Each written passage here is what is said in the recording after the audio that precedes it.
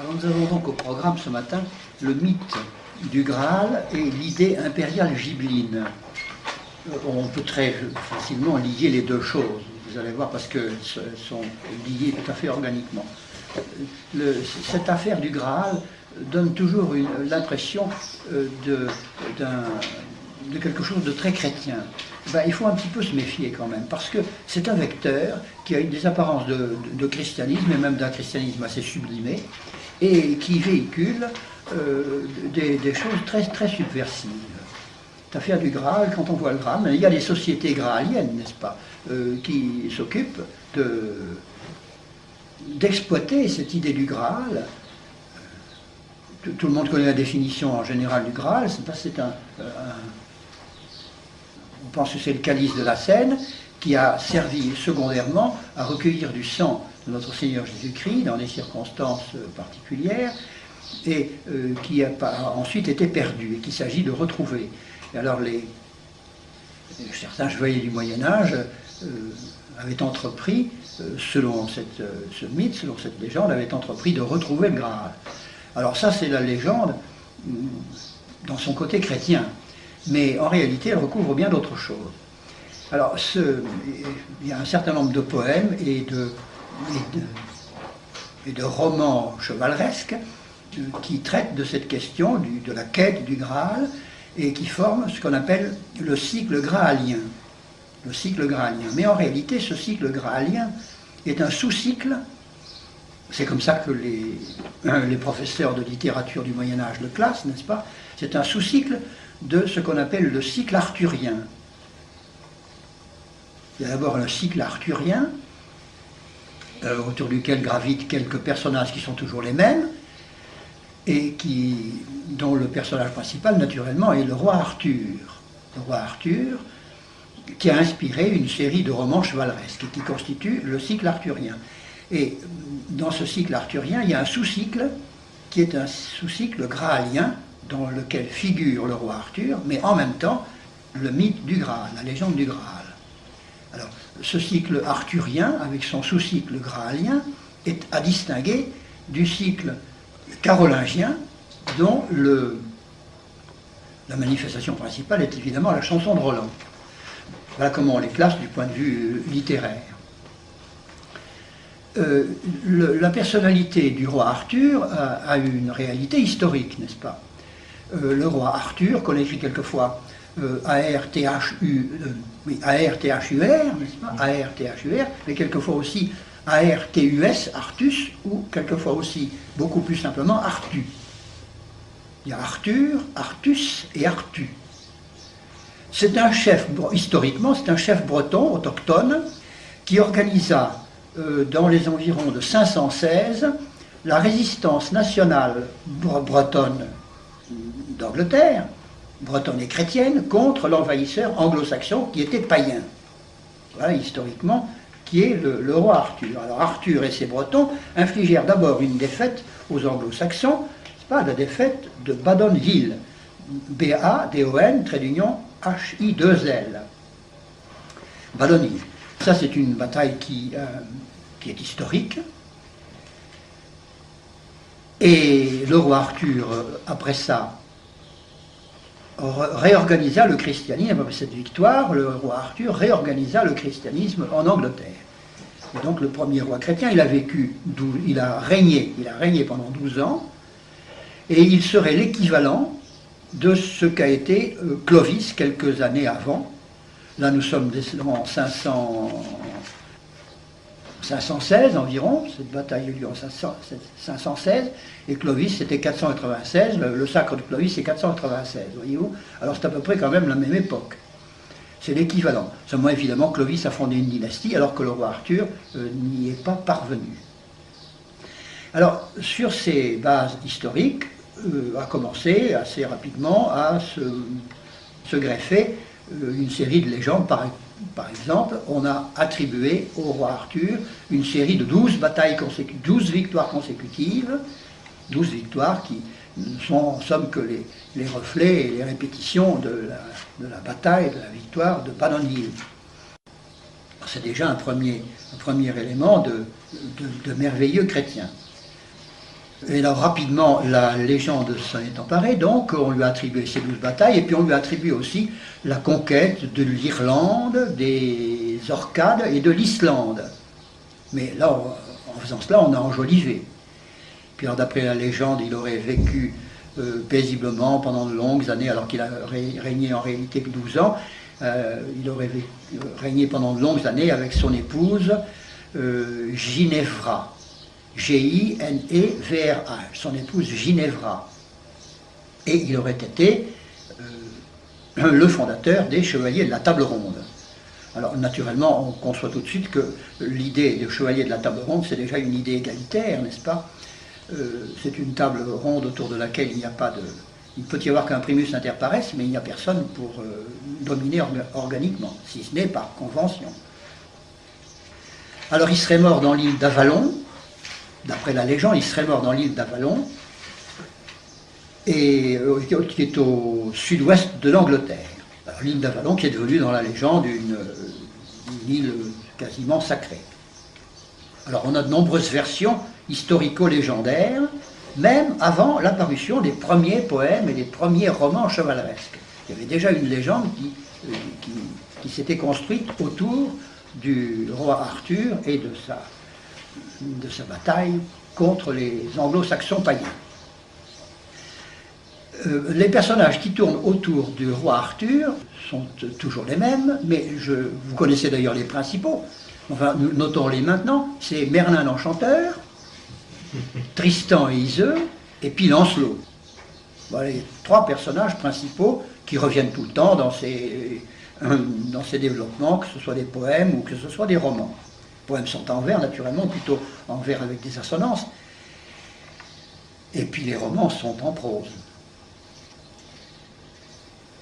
Mais ce cycle alors, arthurien va se compléter, se compliquer d'un sous-cycle qui va mettre en jeu, j'allais dire en scène, mais ce n'est pas le cas, le Vessel, V-E-Y-2-S-E-L, le Vessel de Joseph d'Arimathie, c'est-à-dire le vaisseau qui a servi à recueillir le sang du Christ.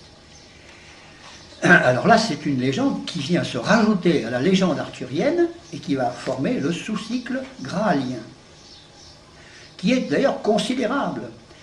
Il compte environ 63 000 vers. Vers ou lignes, parce que dans beaucoup, c'est des romans, mais enfin, il y a des vers aussi. 63 000 vers. Alors, tout le monde s'y est mis, il y a eu beaucoup de poètes qui sont mis. Nous allons les voir tout à l'heure. Et alors, cette légende du Vessel de Joseph d'Arimathie vient tout simplement d'un certain nombre d'apocryphes. Alors ça, vous pouvez le noter parce que finalement, la légende du Graal, c'est une légende apocryphe qui vient en particulier du pseudo-évangile de Nicodème. C'est là-dedans qu'on trouve la légende de Joseph d'Arimathie. Le pseudo-évangile de Nicodème. Et puis alors aussi les Vindicta Salvatoris,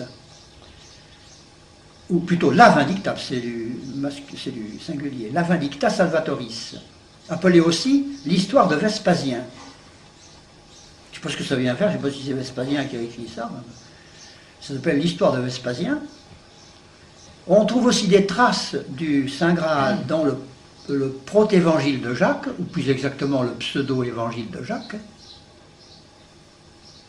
Et puis alors, dans un autre apocryphe qui s'appelle le Gesta Pilati, ou les Gesta Pilati, puisque là nous sommes au pluriel.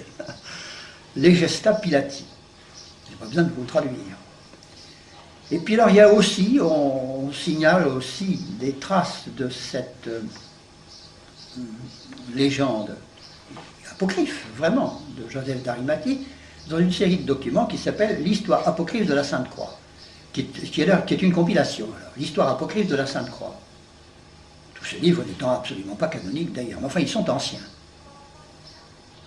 Alors si on en fait la récapitulation, ça nous remet, n'est-ce pas, le protévangile de Jacques, le pseudo-évangile de Nicodème, les Gesta Pilati, la Vindicta Salvatoris, et puis l'Histoire apocryphe de la Sainte Croix, qui raconte tout un tas de rodomontades autour de la Sainte Croix, bien entendu.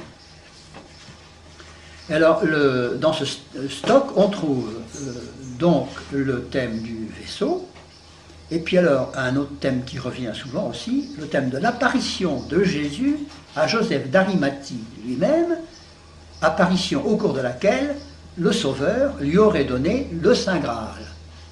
Voilà les bases légendaires antérieures aux romans. Les romans sont tirés de ces apocryphes et de ces bases légendaires antérieures à eux. Si donc on veut bien remonter à l'origine, on s'aperçoit que la légende du Saint Graal provient d'un évangile, surtout d'un évangile apocryphe. Évangile apocryphe dans lesquels on trouve des instruments qui vont revenir souvent, la lance de Longin, bien entendu, qu'on aurait encore égaré, perdu, et qu'il s'agirait de retrouver, le tailloir, qui fait son apparition, le plat contenant l'agneau pascal, qui aurait servi à la scène de notre Seigneur Jésus-Christ. Enfin, on a mis là-dedans. Alors, bien sûr, il y a beaucoup de gens qui s'apitoient sur tout ça, parce qu'ils disent que c'est des merveilleux chrétiens, vous ne pouvez pas empêcher les chrétiens de nourrir le désir de retrouver tous ces instruments, bien entendu. Seulement, ça n'empêche qu'on se nourrit aussi bien avec les choses vraies, c'est même quelquefois beaucoup plus captivant et beaucoup plus profond que ces choses-là qui sont inventées, n'est-ce pas? Alors, je conçois très bien que c'est grâce à cette piété filiale envers les instruments de notre Seigneur de la Passion qu'on a réussi d'abord à retrouver la vraie croix. C'est Sainte Hélène qui a retrouvé la vraie croix. C'est même dans des circonstances particulières. Elle a retrouvé la vraie croix. Elle savait, Sainte Hélène, qu'il y avait un juif qui savait où se trouvait la vraie croix. Eh bien, elle l'a enfermé dans un puits jusqu'à ce qu'il dise où elle était. Et ce juif, il est devenu saint, et il a été le premier converti de la vraie croix. Il l'a retrouvé, il a dit où il était, et puis alors il a été subjugué par la vraie croix, et c'est tout simplement Saint Kyrias, le patron de Provins. La cathédrale de Provins, c'est Saint Kyrias. Eh bien, c'est lui qui a avoué à Sainte Hélène où se trouvait la vraie croix. Alors évidemment, c'est grâce à une piété pareille qu'on a qu'on a conservé la Sainte Tunique, qu'on a conservé le voile de Véronique et qu'on a conservé finalement le Saint-Suaire. Alors, je ne dis pas que le merveilleux chrétien n'ait pas son intérêt, mais enfin, à la condition qu'il ne serve pas de vecteur pour des choses qui sont malsaines. Et vous allez voir que le Graal, ça n'a pas traîné. Le premier poème graalien est dû à Robert de Boron. Robert, comme le prénom, Boron, B-O-R-O-N. Alors nous sommes déjà à la fin du XIIe siècle. C'est récent, voyez-vous. C'est récent, la fin du XIIe siècle. Mais bien longtemps avant les poèmes, il avait existé, dit-on, un livre écrit en latin qui a été perdu, un livre qui remonterait, dit encore la légende, donc nous sommes avant le XIIe siècle, hein, il remonterait à 718, selon un moine cistercien qui lui vivait en 1204. Il prétend qu'il y avait un livre latin qui remonterait à 718, livre manuscrit détenu par certains seigneurs, comme par exemple Gauthier de Montbéliard, et puis le comte Philippe de Flandre, qui aurait détenu ce livre, qu'il aurait eu en 1 ou 2 exemplaires. Je pense que ça doit être en un seul exemplaire d'ailleurs, puisque c'est le même qui s'est passé, il n'y en a eu qu'un, ces livres-là, écrits en latin. Ce livre se présentait comme ayant été écrit par notre Seigneur Jésus-Christ lui-même et remis par un ange à l'ermite Nassien, N-A-S-C-I-E-N, qui est justement un des personnages des romans.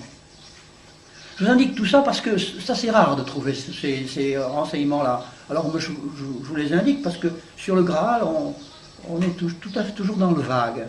On se contente de ce sentiment de piété générale qui est très consolant, mais qui n'est pas suffisant pour... enfin, il n'est pas suffisant. Alors ce livre a été perdu, et il était secret. Et les auteurs des poèmes s'en sont inspirés, bien qu'il fût secret, par des on-dit, n'est-ce pas? Et alors, les romans vont commencer donc à apparaître, nous sommes à la fin du XIIe siècle, et les romans graaliens, ou les hymnes graaliens, vont avoir pour auteur, après Robert de Boron, Chrétien de Troyes, Vauchier de Denain, W-A-U-C-H-I-E-R, de Denain, D-E-N-A-I-N. Manessier, un certain Manessier, et puis alors un certain Gerbert de Montreuil, comme ça se prononce Gerbert, le prénom, et de Montreuil.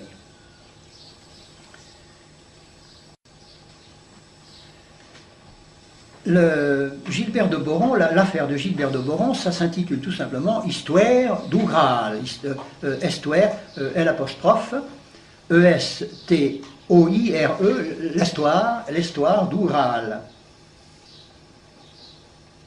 Alors lui, il remonte jusqu'à Joseph d'Arimathie, dont il fait sortir un nommé Bron, je crois que c'était son frère, ou je ne sais pas quoi.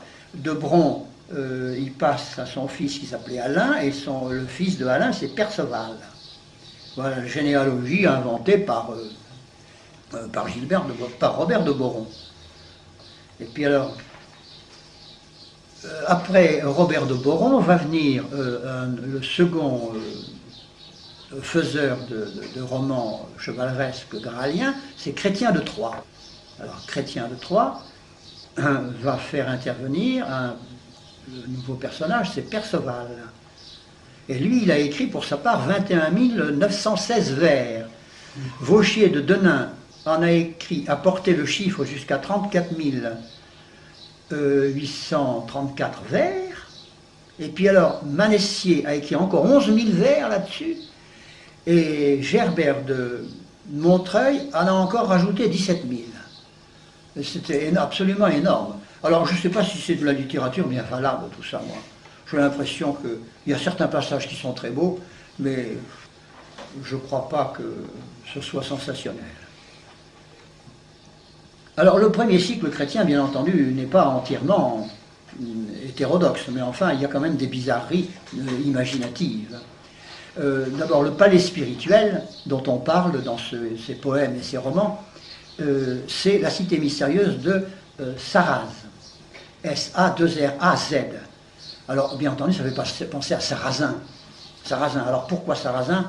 Dans un désir de croisade, de conversion, c'est possible, ou bien est-ce simplement un souvenir mauresque? C'est probablement tout ça. Alors on va trouver ça dès l'origine, on va trouver des affaires musulmanes dans le Graal. Il y a beaucoup de choses qui viennent, ne serait-ce que ça, voyez-vous. Enfin, c'est une notation qui est d'ordre psychologique, mais enfin, c'est une espèce de notation comme ça. Ça rase, mais rien que ça indique que l'idée mauresque leur trottait dans le cerveau. C'est un palais spirituel où il y a des descriptions de cérémonies qui sont très belles. Alors ça, il paraît que c'est vraiment très beau. C'est probablement un souvenir et une fréquentation de cette belle liturgie bénédictine, n'est-ce pas, qui donnait le goût des cortèges bien ordonnancés, avec bien hiérarchisés, qui sont si belles, n'est-ce pas, où on voit que les choses sont ordonnées. Alors il y a des descriptions de cortèges pour passer d'un lieu dans un autre, qui sont évidemment très belles. Des cortèges à pied ou des cortèges à cheval, c'est vraiment très beau. Il est aussi indiqué dans ce cycle, ce sous-cycle graalien, un sacerdoce spirituel. C'est un sacerdoce qui n'est pas le sacerdoce de Melchisédek de Saint-Pierre. C'est un sacerdoce spirituel qui serait donné à la suite de visions. C'est un sacerdoce nouveau et spirituel qui aurait été institué sur la personne de Joséphée, qui est le fils de Joseph d'Arimathie, par notre Seigneur Jésus-Christ lui-même. Le Seigneur Jésus-Christ donnant un sacerdoce spirituel à Joséphée, fils de Joseph d'Arimathie, sur un autel mystérieux entre la lance et le Graal. Alors, tout ça c'est très beau, mais tout ça ça peut intéresser l'imagination des gens, mais c'est de la littérature mondaine finalement ça, à base chrétienne, mais ça c'est de la littérature mondaine. Et puis alors, au cours de cette espèce d'institution, apparaît un merveilleux vase d'or qui fait double emploi avec le Graal d'ailleurs, et qui tantôt fait double emploi, tantôt est identifié au Graal. Alors tout ça est très, très vague, voyez-vous. Alors il y a des messes qui sont célébrées par notre Seigneur lui-même, ça encore ça peut arriver, puisqu'il y a des saints comme Saint Henri qui ont vu des messes célébrées par notre Seigneur Jésus-Christ. Saint Henri qu'on fêtait il n'y a pas très longtemps d'ailleurs. crois que c'est le jour, c'est lundi dernier, il me semble bien que c'est ça. Alors vous voyez ce sacerdoce spirituel. Et puis alors, naturellement, l'idée de quête du Graal, c'est-à-dire le quête d'un instrument qui a été perdu et qu'il s'agit de retrouver. Alors il est perdu dans des endroits qui sont tous différents les uns des autres, et dans le cycle que je viens de vous dire, qui était le premier cycle, alors lui, relativement chrétien, le Graal se trouverait incognito, donc, au château de Corbenic, C-O-R-B-E-N-Y-C, C-O-R-B-E-N-Y-C. Le château de Corbenic, qui revient très souvent dans les choses-là, où se trouverait le Graal, mais caché. Alors il s'agirait de le retrouver. Et quand on le retrouve, eh bien on a droit à l'union mystique. Alors dans tout ce cycle-là, avec les différents auteurs que je vous ai donnés, l'énorme masse de vers que ça représente, on a évidemment un décor chrétien, dont les critiques littéraires de maintenant disent que c'est une influence cistercienne. Moi je veux bien, c'est une influence, c'est chrétien tout court, quoi. Il faut toujours qu'ils trouvent des précisions. Mais il y a aussi une grosse influence hétérodoxe. Alors ce sacerdoce nouveau, tout ça. Et puis alors il y a un trichotomisme qui apparaît dans toute cette littérature. Alors le corps, l'âme et l'esprit. Alors là, le corps, l'âme et l'esprit ne sont pas nommés comme ça. Il y a le corpus, il y a anima, mais l'esprit est nommé animus. Je vous le dis parce que souvent on s'embrouille avec ça, on se dit animus c'est peut-être une forme d'anima. Non, animus c'est spiritus. Alors il y a une idée d'ascension de l'âme aussi, qui a été retrouvée dans toute cette masse de 60 000 vers, là, comme vous voyez, par des doctrinaires récents. Alors il y en a une en particulier, une bonne femme, c'est Mira Lotte-Borodine, qui fait partie de l'ésotérisme chrétien maintenant, de la nouvelle gnose, pas, et qui a trouvé dans ses poèmes une doctrine de la déification. Sous cette forme-là, elle le dit elle-même, n'est-ce pas, la perfection du rationnel coïncide avec le commencement du surnaturel. Ça, évidemment, c'est probable qu'il doit y avoir de ça dans tous ces vers-là. La perfection du rationnel coïncide avec le commencement du surnaturel. Ça se suit, n'est-ce pas, sans qu'il y ait coupure, sans qu'il y ait nécessité d'un changement d'ordre. Passer de l'ordre naturel à l'ordre surnaturel. Ça, ce passage de deux ordres différents n'existe pas dans tous ces romans-là. Donc vous voyez où c'est tout à fait du romanesque. Puis alors il y a eu une idée paraît-il qui a été découverte par tous ces nouveaux gnostiques qui ont beaucoup étudié ces romans graaliens là. Ils étudient ça parce que c'est un peu marginal, comprenez-vous. Alors tout ce qui est du christianisme marginal, maintenant ils l'étudient pour... c'est une bénédiction pour ça. Alors ils étudient l'idée d'une initiation progressive. Alors il y a l'idée dans tous ces romans d'une initiation progressive. Quand on trouve le secret, quand on retrouve le Graal, on est considéré non pas comme pouvant bénéficier de l'union mystique, mais aussi comme étant un initié. Alors si on résume les influences hétérodoxes que l'on retrouve dans tous ces romans graaliens, même à habillement chrétien, on y trouve un sacerdoce nouveau spirituel, la trichotomie, une ascension de l'âme avec déification automatique, et puis alors une idée d'initiation par contact avec par connaissance d'un certain secret. Et puis alors aussi, retrouve-t-on, mais je me fie à ce qu'on en dit parce que je n'ai pas lu moi, non, il y aurait eu un enseignement secret de notre Seigneur Jésus-Christ. Dans tous ces vers-là, on parle éventuellement d'un enseignement secret de notre Seigneur Jésus-Christ. Alors ça fait pas mal de choses subversives qui sont quand même incluses dans ces premiers romans graaliens. Et alors, on va arriver, mais alors assez rapidement, on va arriver dès 1220, on va arriver au début d'un deuxième cycle graalien, qui est un cycle tout à fait ésotérique avec Wolfram d'Eschenbach. Wolfram, c'est W-O-L-F-R-A-M, et d'Eschenbach, c'est E-S-C-H-E-N-B-A-C-H. E-S-C-H-E-N-B-A-C-H. Wolfram d'Eschenbach. Alors là, l'ésotérisme du mythe va terriblement s'accentuer. Alors, Wolfram d'Eschenbach va se servir naturellement de Chrétien de Troyes et de ses romans, oui. Et puis alors d'un écrivain qui est connu en Allemagne, mais qui n'est pas en France, et qui s'appelle Piotr der Provenzal. Kyot, K-Y-O-T, der Provençal. Kyot le Provençal, dont on dit ceci: Kyot, le maître bien connu, trouva à Tolède la matière de cette aventure notée en écriture arabe. Alors de nouveau, là, on retrouve une origine et une influence arabe. C'est un nouveau courant beaucoup plus ésotérique, avec des sous-entendus cathares, des sous-entendus kabbalistiques, islamiques et hermétiques, qui va ainsi s'épanouir dans le nouveau titurel d'un certain Albrecht. C'est un ouvrage qui s'appelle ça le nouveau titurel de Albrecht. Enfin, nous n'en sommes encore que à Wolfram d'Eschenbach, n'est-ce pas, qui modifie le thème, qui va éliminer complètement Joseph d'Arimathie et sa famille, qui ont fait pourtant l'objet de tout un tas de développements poétiques dans le cycle précédent. Il va éliminer donc Joseph d'Arimathie. Il va délaisser même tout le monde arthurien, qui était pourtant essentiel dans ce cycle-là, auquel il va substituer tout un monde oriental. En conséquence, c'est bien ce que je vous disais, ça va glisser vers l'arabisme. Les nouveaux personnages sont les Templiers du château de Montsalvage et non pas les gardiens du Graal du château de Corbenic. Les nouveaux personnages de Wolfram d'Eschenbach vont tourner autour du château de Mons Salvaticus, qui va devenir Mons Salvage. Mons Salvaticus. À ne pas confondre avec Montserrat, qui est une abbaye bénédictine des environs de Barcelone. C'est pas la même chose. Montserrat, c'est un lieu qui existe, tandis que Montsalvage, c'est un lieu mythique.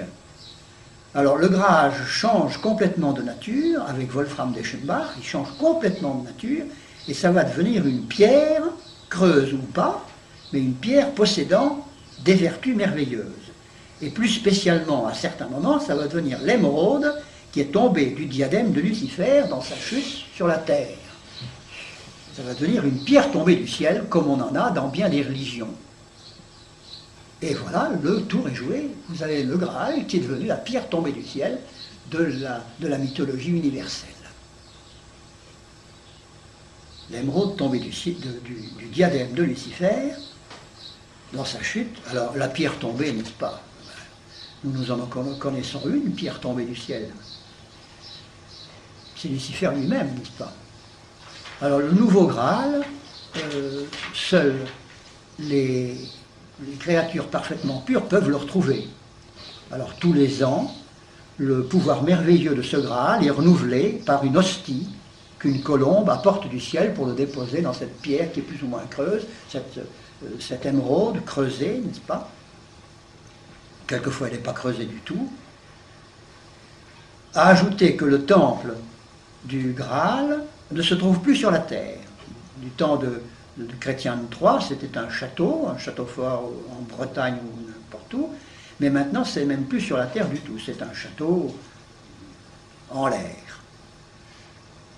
Alors tout le Parsifal de Wolfram d'Eschenbach baigne dans une étrange atmosphère d'astrologie et d'alchimie, qui rappelle d'ailleurs les noces chimiques de Christian Rosenkreuz, à 4 siècles d'intervalle. C'est ce Parsifal que Richard Wagner s'est efforcé de mettre en scène. Alors voici le thème du Parsifal de Richard Wagner. Parsifal, qui dans les poèmes moyenâgeux n'arrive pas à découvrir le Graal, n'est-ce pas? Eh bien, Parsifal, lui, va à ce moment-là découvrir le Graal, alors que dans les poèmes moyenâgeux, on fait découvrir le Graal par Galahad. Alors dans Wagner, c'est Parsifal qui retrouve le Graal. C'est lui qui est l'élu de Dieu, bravant les obstacles et les épreuves. Il s'empare du Graal, enfermé dans le tabernacle du château de Montsalva, c'est-à-dire de Montsalvage, Mons Salvaticus. On ne peut pas confondre avec Montserrat.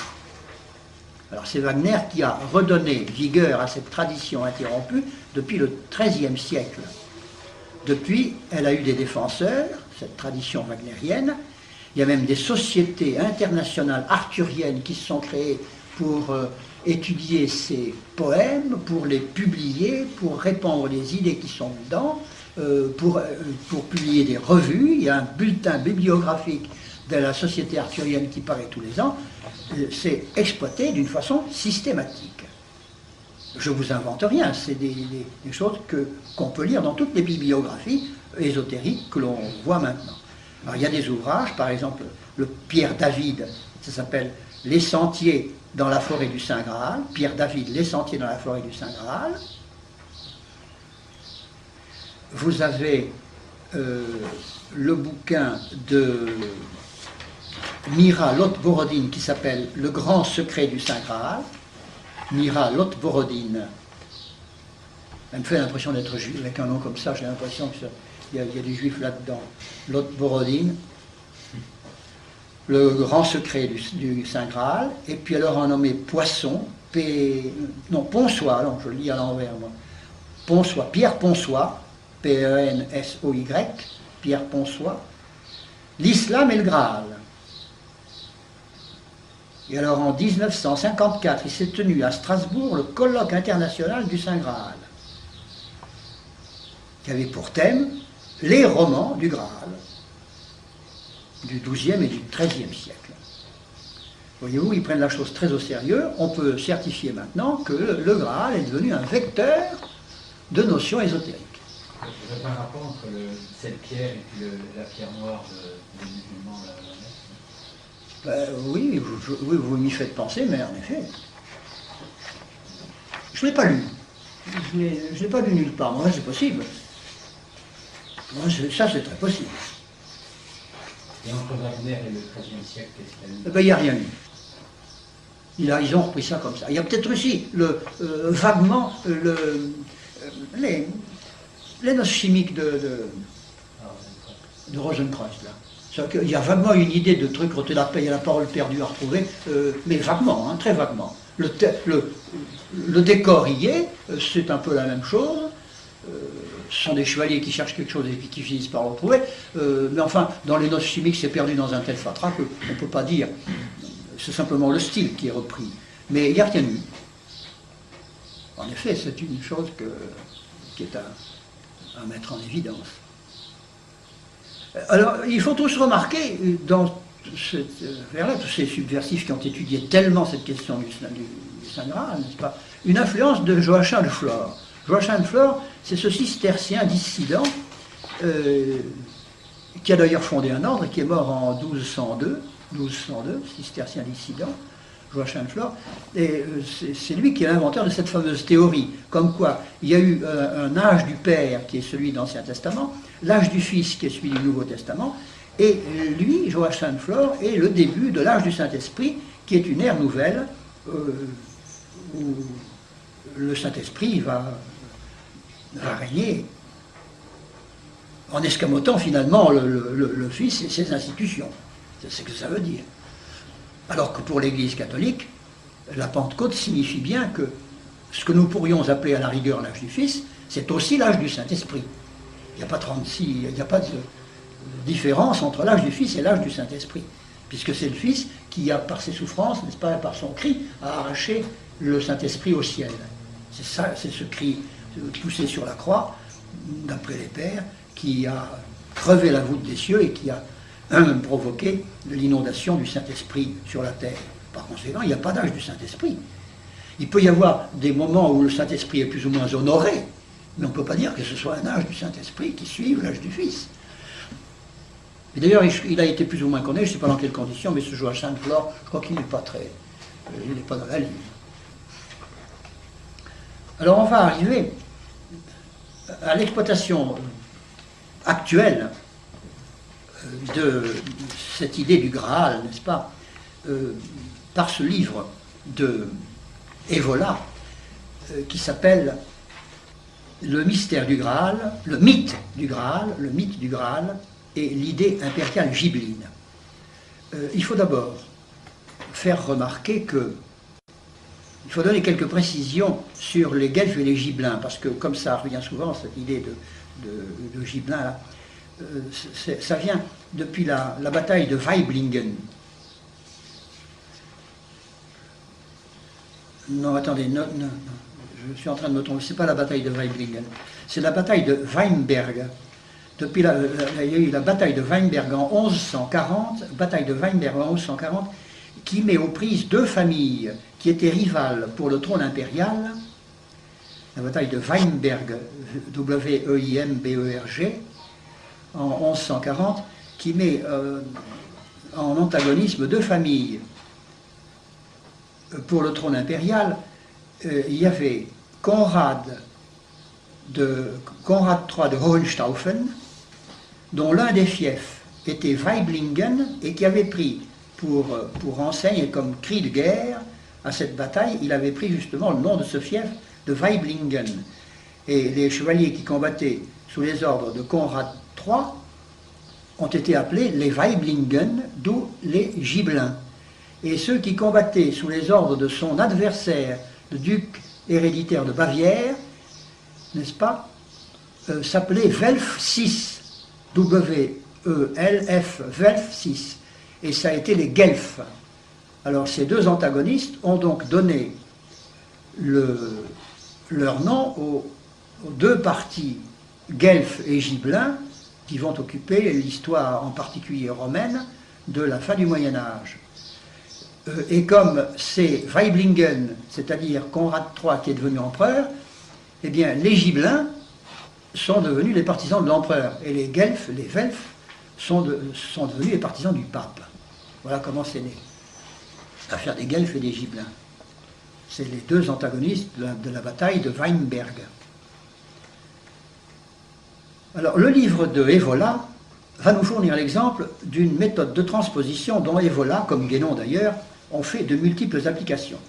Au départ, c'est une légende chrétienne, qui n'est pas de foi évidemment, mais enfin qui a un substrat chrétien. Mais dans cette légende, on profite de son caractère énigmatique. Alors, dans une énigme, évidemment, on peut mettre n'importe quoi. Et du fait qu'il y a énigme, on peut rajouter tout un tas d'éléments. Dans une énigme, on rajoute des éléments qui n'y sont pas dedans, mais qu'on rajoute à l'état d'hypothèse.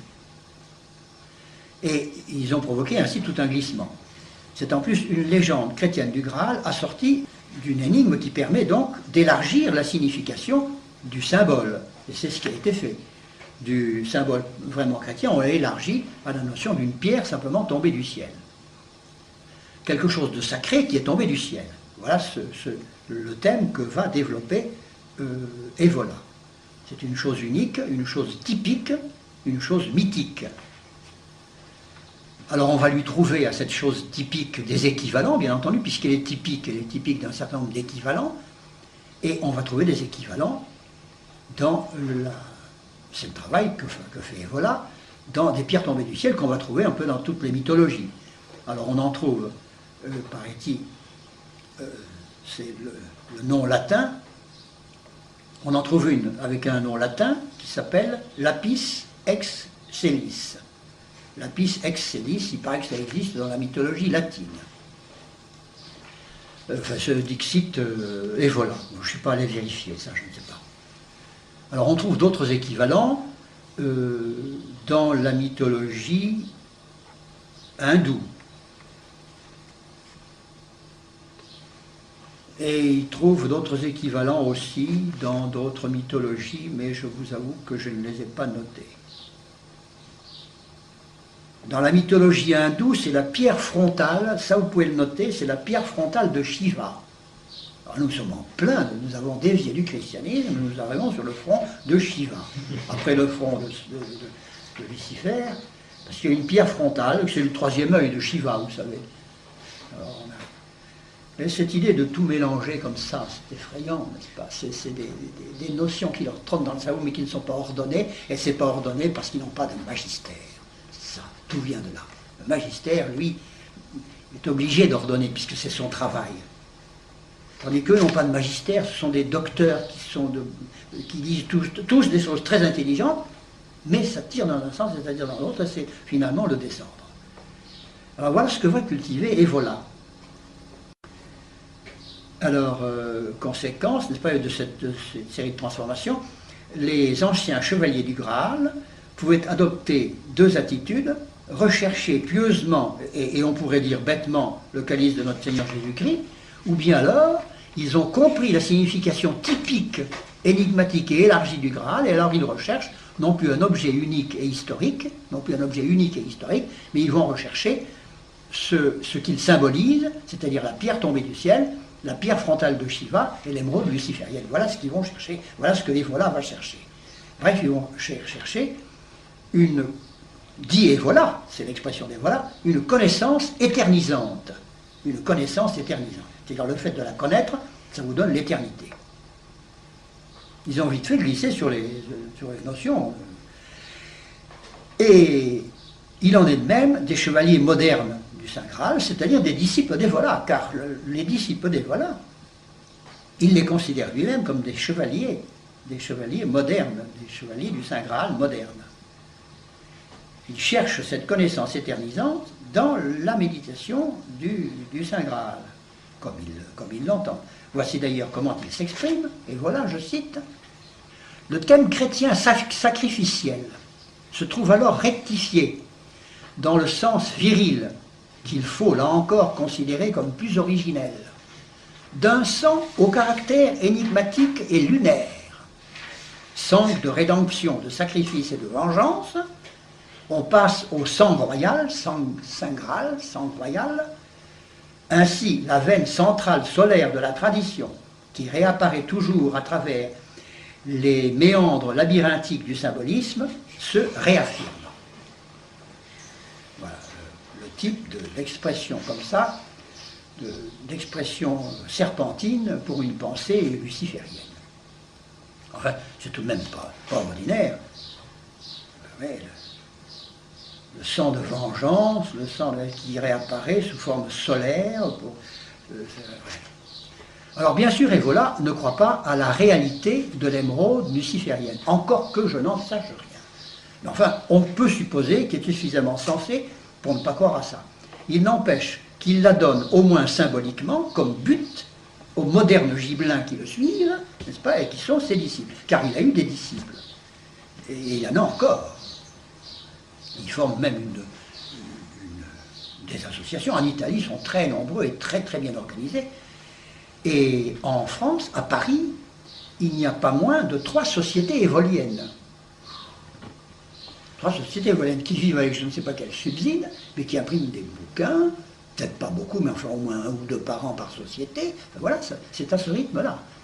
Alors, sur la base de cette pierre tombée du ciel, Evola va construire un raisonnement dans lequel entreront encore plusieurs énigmes. Celle des hyperboréens, que nous avons déjà abordée l'autre jour, celle du roi Arthur qui va reprendre, et puis celle du prêtre Jean. Alors nous allons suivre ces différents raisonnements. Je cite Evola, la veine centrale solaire de la tradition, c'est son expression, c'est l'empire sacral. La veine centrale solaire de la tradition, pour lui, la veine centrale solaire de la tradition, c'est l'empire sacral, dont on peut suivre les réapparitions cycliques en remontant jusqu'à l'époque primitive des hyperboréens.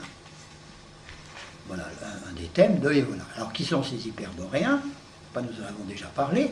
Evola n'en parle qu'en termes lyriques, qui déforment, en les amplifiant, les sources auxquelles il a recours, les sources dont il s'inspire. Tout lyrisme exclut la notion de dénomination, il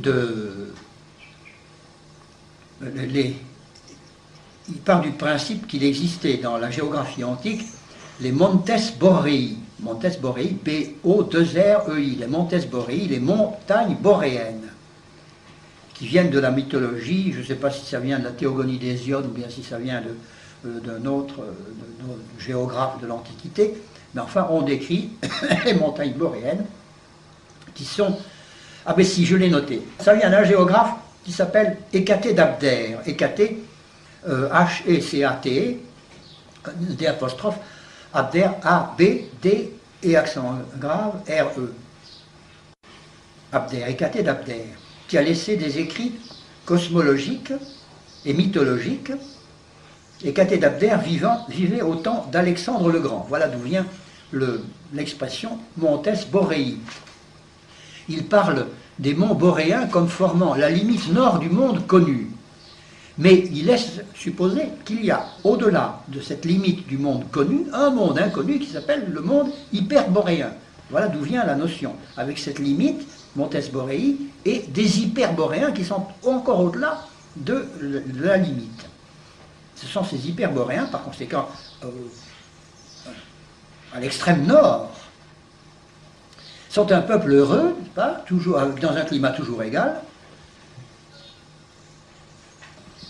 Alors ce mythe du royaume hyperboréen a été fréquemment repris par les auteurs anciens, grecs et égyptiens, et voilà, va donc s'en servir et le reprendre.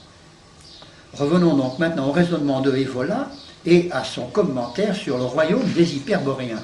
Evola donne à ce royaume le titre d'Olympien, du fait de la fréquentation d'Apollon et de Persée parmi ces hyperboréens. Et il en fait une des notions principales de la tradition primordiale. Seulement, d'après Evola, la puissance hyperboréenne ne se manifeste que conformément à la loi des cycles, c'est-à-dire avec des apparitions et des réapparitions successives. Voilà encore une chose, n'est-ce pas, cette loi des cycles qu'ils affectionnent énormément. Et il donne à ces cycles une importance que le christianisme ne donne pas. Évidemment, le christianisme fait toujours état d'une certaine pulsation, mais jamais à ce point-là. Et puis enfin, les cycles du christianisme ne sont pas pour durer indéfiniment. Ce sont des cycles qui correspondent aux révolutions des astres, mais comme ce monde va disparaître, les révolutions des astres aussi, les feront place à un état stable et définitif. Ça, c'est la notion chrétienne. Tandis qu'eux, qui n'ont pas de jugement ni de royaume de Dieu, ben évidemment, c'est l'éternel recommencement. Et cet éternel recommencement, on le retrouve même dans le détail de leur chronologie. Pendant les périodes de manifestation, éclatantes ou même seulement typiques de la puissance hyperboréenne, il n'y a pas besoin, n'est-ce pas, nulle quête et nulle recherche du Graal n'est nécessaire, puisqu'on l'a. C'est pendant les périodes de sommeil et de déclin de la puissance hyperboréenne, de la puissance solaire, qu'il faut procéder à la quête du Graal. Or, c'est notre cas maintenant. Nous cherchons le Graal parce que nous sommes dans une période de déclin, puisque nous sommes dans une période où l'Église a encore une certaine puissance. Mais c'est une puissance usurpée. C'est une puissance usurpée. Parce que le principe lunaire, qui est inférieur au principe solaire, le principe lunaire des forces sacerdotales, usurpe en ce moment le pouvoir à la force solaire, que préconise Evola. Alors l'usurpateur type, Evola Dixit, c'est notre Seigneur Jésus-Christ. Dès lors, pendant ces périodes de sommeil, il convient précisément de rechercher la puissance hyperboréenne et solaire, qui se tient cachée, et qui donne lieu donc justement à la quête du Graal, c'est-à-dire à la connaissance éternisante. Tout ça est très très logique. À partir du moment où on a admis les faux principes, et voilà fait remarquer que l'alternance de ces manifestations et de ces déclins est un phénomène général. On le retrouve dans les conceptions judaïques du Messie, on le retrouve dans les avatars de Vishnu, et on le retrouve, dit-il, dans la conception chrétienne du royaume. Alors c'est faux, c'est parce qu'il n'a pas bien compris. Alors il trouve des analogies là où il y a au contraire à faire remarquer des différences. La force occidentale de cette puissance toujours renaissante s'est réalisée plusieurs fois dans le monde, n'est-ce pas? Mais Evola ne cite que deux exemples. La force solaire s'est manifestée au moment de l'Empire d'Alexandre et au moment de l'Empire romain. Voilà. Ce sont les deux exemples types que Evola va toujours nous fournir. Alors écoutons Evola parler de la métaphysique de l'Empire romain païen. Alors je cite Evola. La théorie de la pérennité et de l'éternitas de Rome se fondait sur le pressentiment du lien qui unissait Rome avec le principe suprahistorique et métaphysique de l'impérium. Fin de citation. Vous voyez, il met ça sur un plan vraiment métaphysique, éternel, presque religieux, tout à fait religieux, oui. Alors, l'impérium existe en permanence, mais il ne se manifeste que de façon cyclique. Pendant le Moyen-Âge, la puissance permanente, celle qui s'était manifestée au moment de l'impérium romain et de l'impérium d'Alexandre, a subi une éclipse et elle est entrée en sommeil du fait de l'usurpation des forces lunaires, féminines et sacerdotales du christianisme. Néanmoins, on en a eu quelques manifestations. Alors là, vous allez voir sur quoi il se base, c'est absolument marrant. On a eu des manifestations de cette puissance solaire. Pardon. La première, c'est celle du roi Arthur. Des légendes. Enfin bon. Et la deuxième, c'est celle du prêtre Jean. Enfin, prenons d'abord la première du roi Arthur. Alors ici, nous sommes obligés d'ouvrir une parenthèse parce que le roi Arthur est un personnage historique, semi-historique, semi-légendaire. Par conséquent, si Naxa nous donnait comme manifestation de la puissance solaire, finalement, c'est pas vraiment énorme. Et puis alors, mais enfin, ça n'empêche pas de reprendre à son compte alors toutes les affaires du Graal, n'est-ce pas, la quête du Graal, qui est recherchée dans les alentours du roi Arthur. Et alors là, il se trompe un petit peu parce que finalement, le cycle graalien élimine le roi Arthur. Alors voyez-vous, il n'est pas très... Et puis alors, il y a eu aussi l'affaire du prêtre Jean. Seulement, alors, l'affaire du prêtre Jean, je crois que j'arrive, si vous permettez, et on va le garder pour cet après-midi, parce que j'ai dépassé mon heure. Alors, ça a l'air d'être en l'air, toutes ces choses-là, mais vous allez voir que, finalement, il y a des tas de sociétés, des tas de choses qui reprennent ces choses-là, et en particulier tout le Grèce, toute la métaphysique qui tourne autour d'Alain de Benoît, et de qui sait de combien d'autres, n'est-ce pas, tout le Grèce, toute ce qu'on appelle la nouvelle droite, est nourrie substantiellement de ces théories-là, plus en Italie encore qu'en France, mais déjà encore en France, beaucoup. Par exemple, les éditions Copernic ont réédité toutes les œuvres d'Evola. C'est pas rien, il y a des gens qui se nourrissent de ça et qui s'imaginent que vraiment c'est ça le fond de la métaphysique et qu'il faut réaliser des trucs comme ça. C'est assez curieux. Se baser sur des choses aussi inconsistantes. C'est une chose d'ailleurs que faisait très bien remarquer Gougenot des Mousseaux. Il disait cette cité que veulent construire les sociétés de pensée comme ça, c'est la cité des nuées. C'est basé sur du vent vraiment, sur des inventions. Mais il ajoutait, mais la cité dénuée s'édifie sous nos yeux. Ça s'édifie sous nos yeux. C'est pas vivable, mais ça vit. Pour un temps. Mais c'est assez curieux, ça. Parce que ça veut rien dire, les phrases que vous avez citées. Bien sûr. Même enfin. Alors, parlez voir un peu. Oui. Oui. Non, mais même en train d'effort de compréhension, les phrases de cet auteur. Oui, mais j'ai cité les phrases, oui, mais je les ai citées parce que je les ai trouvées typiques, mais c'est pas parce que je les ai trouvées intelligibles. Enfin, je vais en prendre une ou deux, là, on va revoir.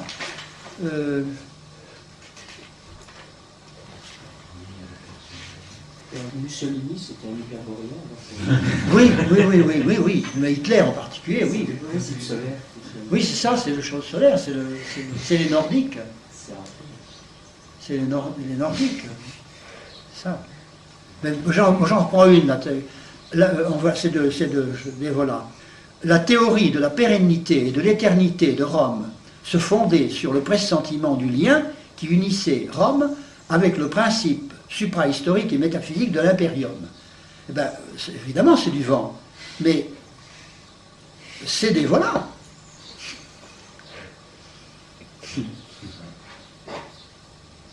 Mais vous savez que c'est ce que j'ai trouvé de plus intelligible dans les voilà. Je me suis donné du mal pour trouver ça. On vous remercie. Écoutez, je vous montrerai à la dernière séance une compilation que j'ai faite de toutes les maisons d'édition qui publient des livres ésotériques. Eh bien, vous allez être effrayé par leur nombre. Comme on dit, ce qui est très bon, c'est que ça donne nous ôter tout complexe pour parler de religion, même des choses très élevées de la religion, parce que quand on voit les... Oui, vous pouvez, je vous assure que même à des jeunes, vous pouvez parler des choses très élevées de la religion. Ah oui. Ah oui. Je crois même que ça les nourrit plus que de leur parler de choses plus terre à terre. Il faut les deux, parce que la religion est aussi très terre à terre. Mais enfin, elle est aussi très élevée. Et ça ne les rebute pas, à mon avis.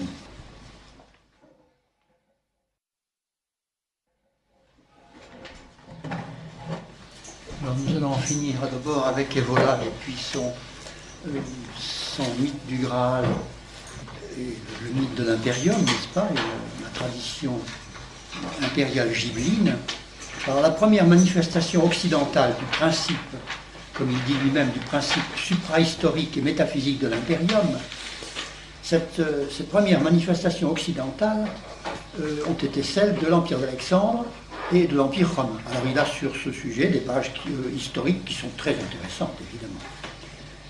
Et cet impérium, pendant la période du Moyen-Âge, a été continué en sourdine par des personnages comme le roi Arthur et tout ce qui est dit de lui dans le siècle arthurien et dans le cycle du Graal.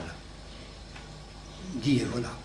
Et la deuxième manifestation occidentale de la puissance permanente, puisqu'il l'appelle comme ça, la puissance permanente, c'est le Saint-Empire romain germanique.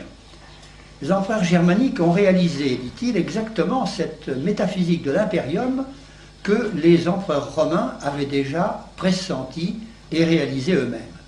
Tout au moins ceux des empereurs germaniques qui ne se sont pas montrés dociles à l'action émolliente et dégradante du christianisme.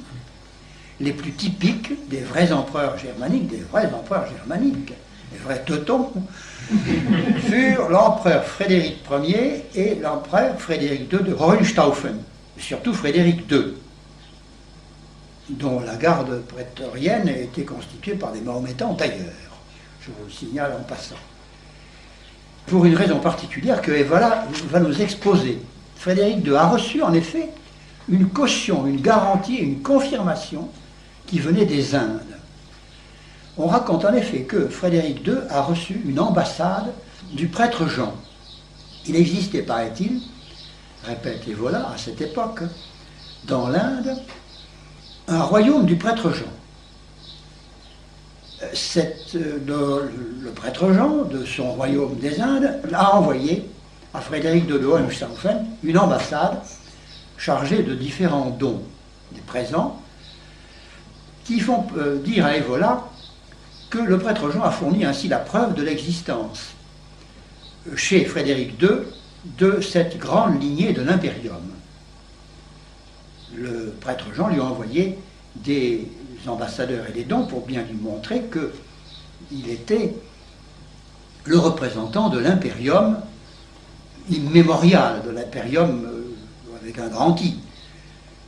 Si les hindous cautionnent une pareille chose, n'est-ce pas, un pareil règne, c'est donc que c'est sérieux, c'est donc qu'il se raccroche à quelque chose d'éternel. Alors il s'en explique, et voilà en ces termes, je cite, « Les dons du prêtre Jean à l'empereur Frédéric II constituent une sorte de mandat de caractère supérieur offert aux représentants allemands du Saint-Empire pour que celui-ci établisse un contact réel avec le principe du Seigneur universel. » Fin de citation. Ah oui, ça c'est très explicite. Ainsi, ça ce n'est pas de Evola, ainsi les règnes de ces deux empereurs germaniques, Frédéric Ier et Frédéric II de Hohenstaufen, qui furent des grands gibelins à 100%, et de terribles adversaires du souverain pontife, sont considérés par Evola comme des réapparitions de la puissance pendant cette période d'usurpation chrétienne qu'est le Moyen-Âge. Nous allons maintenant arriver à une notion que l'on rencontre déjà bien des années auparavant dans les ouvrages de René Guénon, et plus particulièrement dans Le Roi du Monde. Le Roi du Monde qui traite de ce sujet très particulier de l'Agartha. Nous venons de voir que ce qui intéresse Evola dans l'affaire du prêtre Jean, c'est que ce personnage est simultanément prêtre et roi. Et que par conséquent, en tant que prêtre et roi, il peut donner sa caution à un autre souverain, son voisin, qu'il considère lui aussi comme prêtre et roi. C'est cette simultanéité sur la tête de la même personne de l'autorité spirituelle et du pouvoir temporel qui intéresse Evola. Ce qui fait, selon lui, la grande supériorité de la civilisation païenne antique sur la civilisation chrétienne, c'est précisément l'unité des pouvoirs. Alors que le christianisme, lui, enseigne la distinction des pouvoirs. L'autorité spirituelle et le pouvoir temporel, exercés simultanément par la même personne de l'empereur, voilà, dit Evola, la fonction essentielle de cette entité que Evola appelle la puissance. Quand il parle de la puissance, c'est un pape empereur, ou un empereur pape. Quand il parle de la puissance, Evola, comme Guénon d'ailleurs, ne désigne pas d'ailleurs une personne, mais un principe, mais aussi, nous allons le voir, concrètement, mais aussi concrètement, un centre et une institution, toute théorique et nébuleuse qu'elle soit. Il y a chez eux une notion de centre temporel, terrestre, de cette puissance d'ordre métaphysique qu'ils décrivent par ailleurs, n'est-ce pas? Expression est la suivante, l'expression, je cite, et voilà, un centre mythique ou réel qui ne peut pas ne pas exister quelque part. Un centre mythique ou réel qui ne peut pas ne pas exister quelque part. Et ce centre mythique ou réel assure la pérennité des pouvoirs au cours des alternances cycliques qui se produisent entre les périodes de manifestation et les périodes de sommeil de la puissance. Voilà, leurs idées cycliques s'établissent comme ça.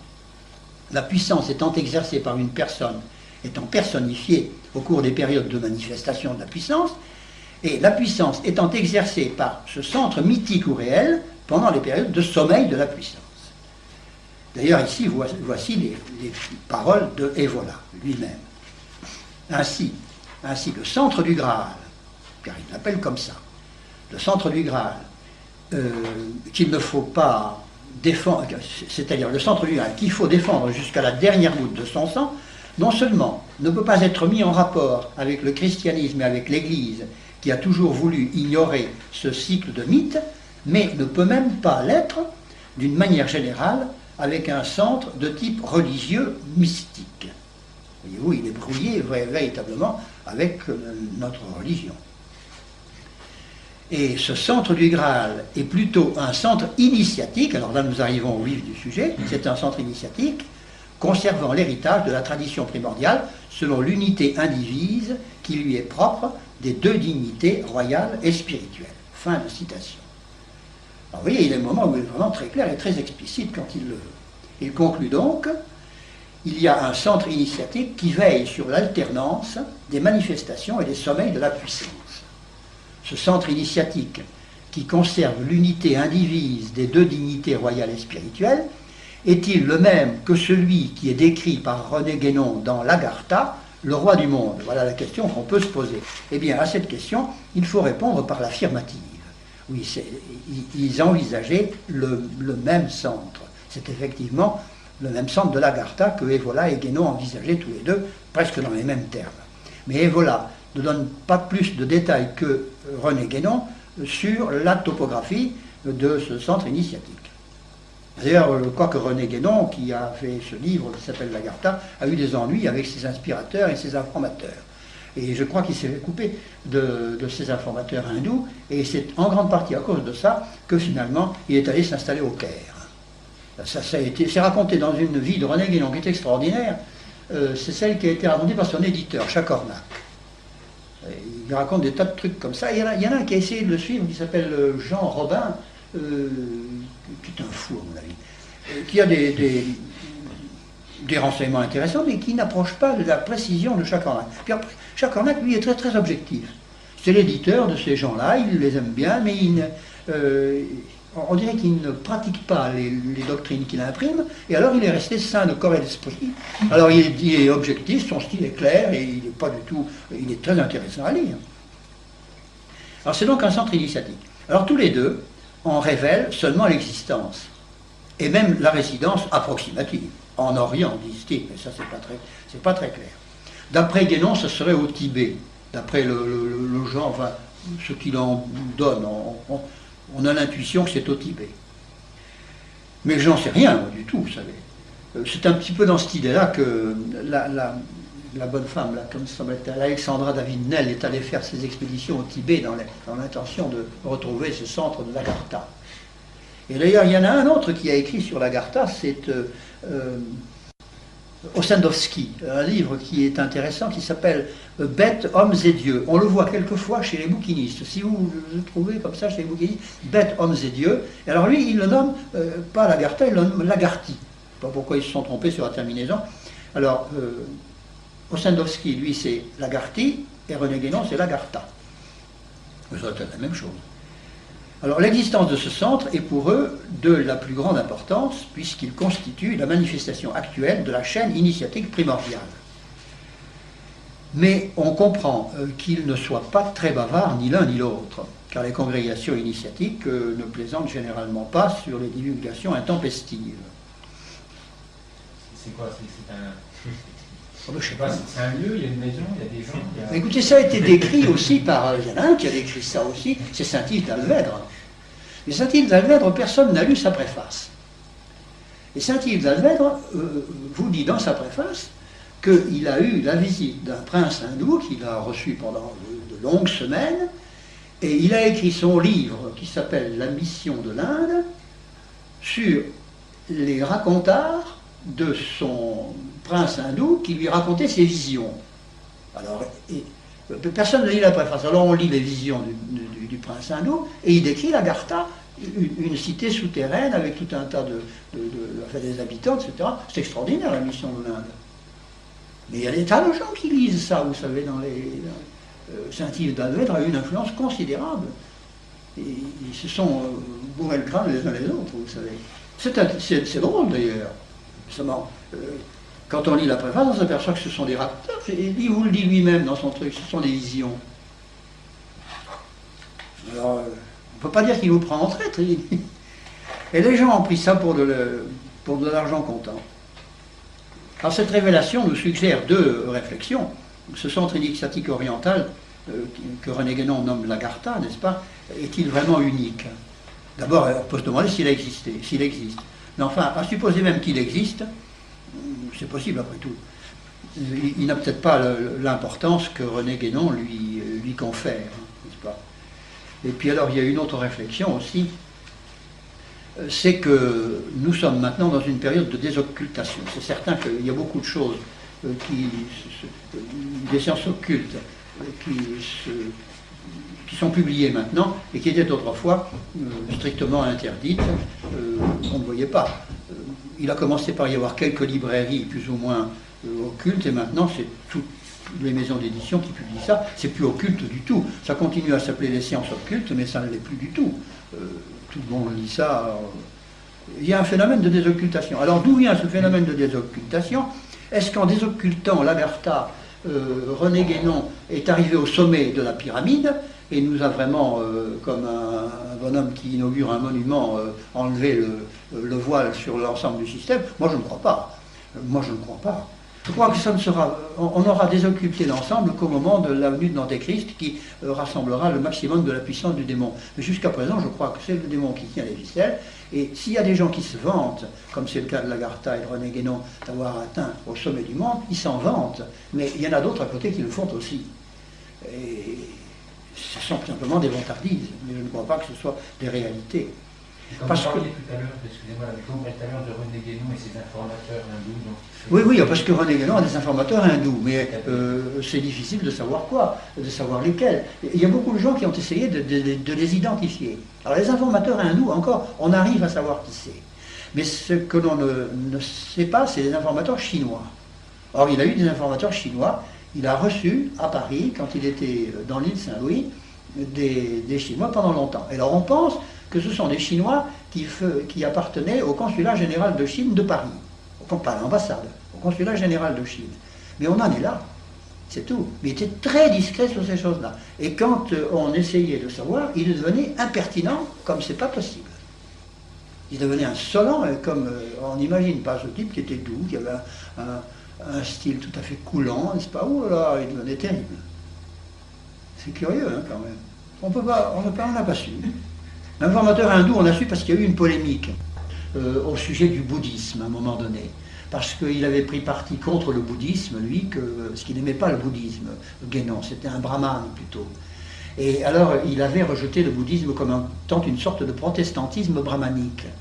Et alors, les initiés de l'Inde ont dit non, pas du tout, vous vous trompez, on les a en main.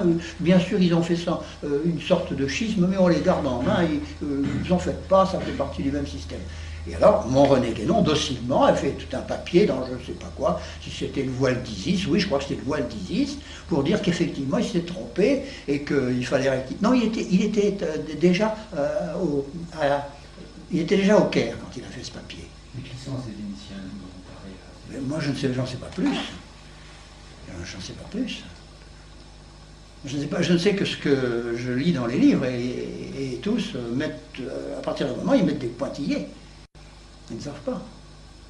On est beaucoup plus renseigné sur ses rapports avec l'islam, parce qu'alors là, il a séjourné au Caire, on sait qui il voyait, etc. Mais avec les hindous, on ne sait pas. Moi, ça m'intrigue, je suis comme vous. Il doit y avoir certainement... qu'est-ce qu'on lui a fait, là? Est-ce qu'on l'a... Enfin, René Guénon, dans bien des points de son exposé, dit qu'il a de toutes ces doctrines une certitude absolue. Il a la certitude absolue de ce qu'il raconte. C'est une notion psychologique qui est rare, ça, chez un doctrinaire, ça. D'affirmer qu'il a la certitude absolue. Il semble agir sous une emprise. Enfin, pour vous donner le fond de ma pensée. Ce sont des idées personnelles. Enfin, je ne sais pas. Et alors, pour vous dire que ce centre mondial est loin d'être découvert, à mon avis, c'est qu'il se fait certainement une rivalité entre un éventuel centre hindou, comme celui-là, et puis la judéo-maçonnerie. Alors, dans quelle mesure la judéo-maçonnerie, puissante comme nous la connaissons, se laisse inféoder dans cette histoire de l'Agartha? Oui. Hindou, mais si c'est au Tibet, les Tibétains sont pas... Comment? Si vous dites hindou, mais si c'est au Tibet, les Tibétains sont bouddhistes, non? C'est pas bouddhiste? Oui, mais... Oui, bien sûr, moi je dis hindou en gros. En effet, c'est une précision qu'il faudrait donner. Et c'est probablement pour ça, en partie, que mon René Guénon a fait son amende honorable, là. Voyez-vous? Je pense que ça doit venir de là. Mais au début, il est considéré, par exemple, dans le premier que j'ai noté, l'introduction à l'étude des doctrines hindoues, oui, eh bien, là, il les considère comme un protestantisme poussé en parasite sur le corps du brahmanisme. Puis alors après, il a modifié son système. Et bon, je ne peux pas vous en dire plus pour le moment, d'ailleurs, parce que je n'ai rien porté concernant l'hindouisme. Vous comprenez, j'avais suffisamment de bagages, je n'ai vraiment pas pu tout porter. Alors voilà comment il termine, enfin comment moi je vais terminer son affaire sur l'idée impériale gibelline. L'écroulement politique de la Rome antique marqua l'arrêt de la tentative de former l'Occident selon le symbole impérial de l'empereur sacral. La pénétration du christianisme, en raison du type particulier du dualisme qu'il affirme, et en raison de son caractère de tradition simplement religieuse, c'est-à-dire inférieure, cette pénétration du christianisme dans l'Empire romain fit rapidement progresser sa dissolution, jusqu'au moment où, du fait de l'irruption des races nordiques, ressurgit le symbole de l'Empire. Le Saint-Empire fut restauratio et continuatio. Son sens final fut celui d'une reprise du mouvement romain vers une synthèse solaire œcuménique, reprise qui impliquait logiquement le dépassement du christianisme. Reprise du mouvement romain qui devait donc fatalement entrer en conflit avec l'hégémonie que l'Église romaine revendiquait, que ne cessait de revendiquer toujours davantage. L'Église de Rome, en effet, ne pouvait pas admettre que l'Empire germanique correspondit à un principe supérieur à celui qu'elle représentait elle-même. L'opinion de Evola étant donc que, précisément, que l'Empire romain correspond à un principe supérieur à celui que revendique l'Église, voyez-vous. Et c'est ce que l'Église, dit-il, ne pouvait pas admettre. Bon, alors, pour vous montrer que toutes ces doctrines-là sont construites sur des suppositions, sur tout ce que vous voudrez, des rêves de fausses mystiques, mais elles n'en ont pas moins des conséquences pratiques assez nettes. Il est en train de se monter, de se créer une espèce de doctrine monarchique, sacrale, mais hyper chrétienne, internationale et super chrétienne. Je vous en donne un exemplaire, c'est la place royale, je vais vous le laisser circuler, ça s'appelle la place royale et on y trouve la collaboration de Jean Borella. Bon, je ne l'invente pas. Alors, je vous donne quelques petites phrases que je trouve là. Voilà d'abord une machine, ça s'appelle Le retour du héros et les 8 étapes du double carré. Le retour du héros et les 8 étapes du double carré. Alors on donne un double carré avec des dessins et en dessous il y a des formules abstraites, la solitude, le colloque des morts, le sommeil, le trésor caché, le mendiant, l'arc solaire, les noces chimiques, la lumière hiéroglyphique. Voilà. Et puis ça se termine, heureux qui communiste le tableau. Enfin, je vous le laisse là, vous allez voir. Et puis alors, il y a un article qui s'appelle Le héros d'endurance, il faut en avoir pour lire le truc d'ailleurs, où on vous traite tout simplement de l'alchimie, du vitriolum. Alors on trouve visita interiora terrae rectificando, invenies occultum lapidem veram mediciam, tout ce que je vais dire sur la franc-maçonnerie. Le Maya, c'est-à-dire la théorie de la répercussion des phénomènes de l'Inde, le fameux Maya de l'Inde. On trouve, ça c'est la doctrine ignorance encore, ça peut passer, des systèmes les deux pôles du monde, là, le pôle Prakriti et Purusha, on trouve tout ça. On trouve l'or potable, je voulais souligner. On retrouve des trucs sur le Zen Bushido, dans le même article, sur le Bhagavad Gita, tout ça dans un truc monarchiste, où on voit la tête du dauphin entourée par le serpent Ouroboros. Voilà. Et c'est le numéro 3, je crois, oui, de la revue La Place Royale. Et ça continue, ça en est au numéro 7 ou 8, peut-être même 10. Vous me le rendrez parce que je voudrais bien le remporter. Alors je voudrais quand même vous donner un petit aperçu de ce que peut être la doctrine de Rudolf Steiner, puisque justement on en parle pas mal au Vatican. Il semblerait qu'il y ait pour une raison très précise d'ailleurs, le cardinal Wojtyla a préfacé un livre polonais qui est fait par un anthroposophe. Seulement, alors il faudrait voir cette préface, parce que les anthroposophes, surtout dans les pays germaniques et en Pologne, ont énormément d'écoles.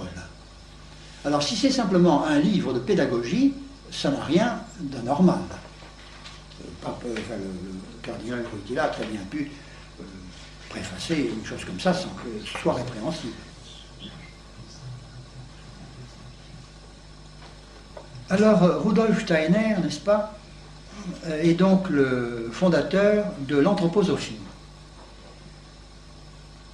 Il a d'abord travaillé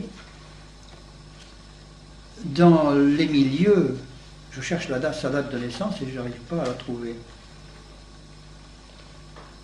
Est-ce que je la trouverai tout à l'heure? Il a d'abord travaillé avec dans les milieux théosophes d'Annie Besant et puis de Madame Blavatsky. Et il s'en est séparé par la suite.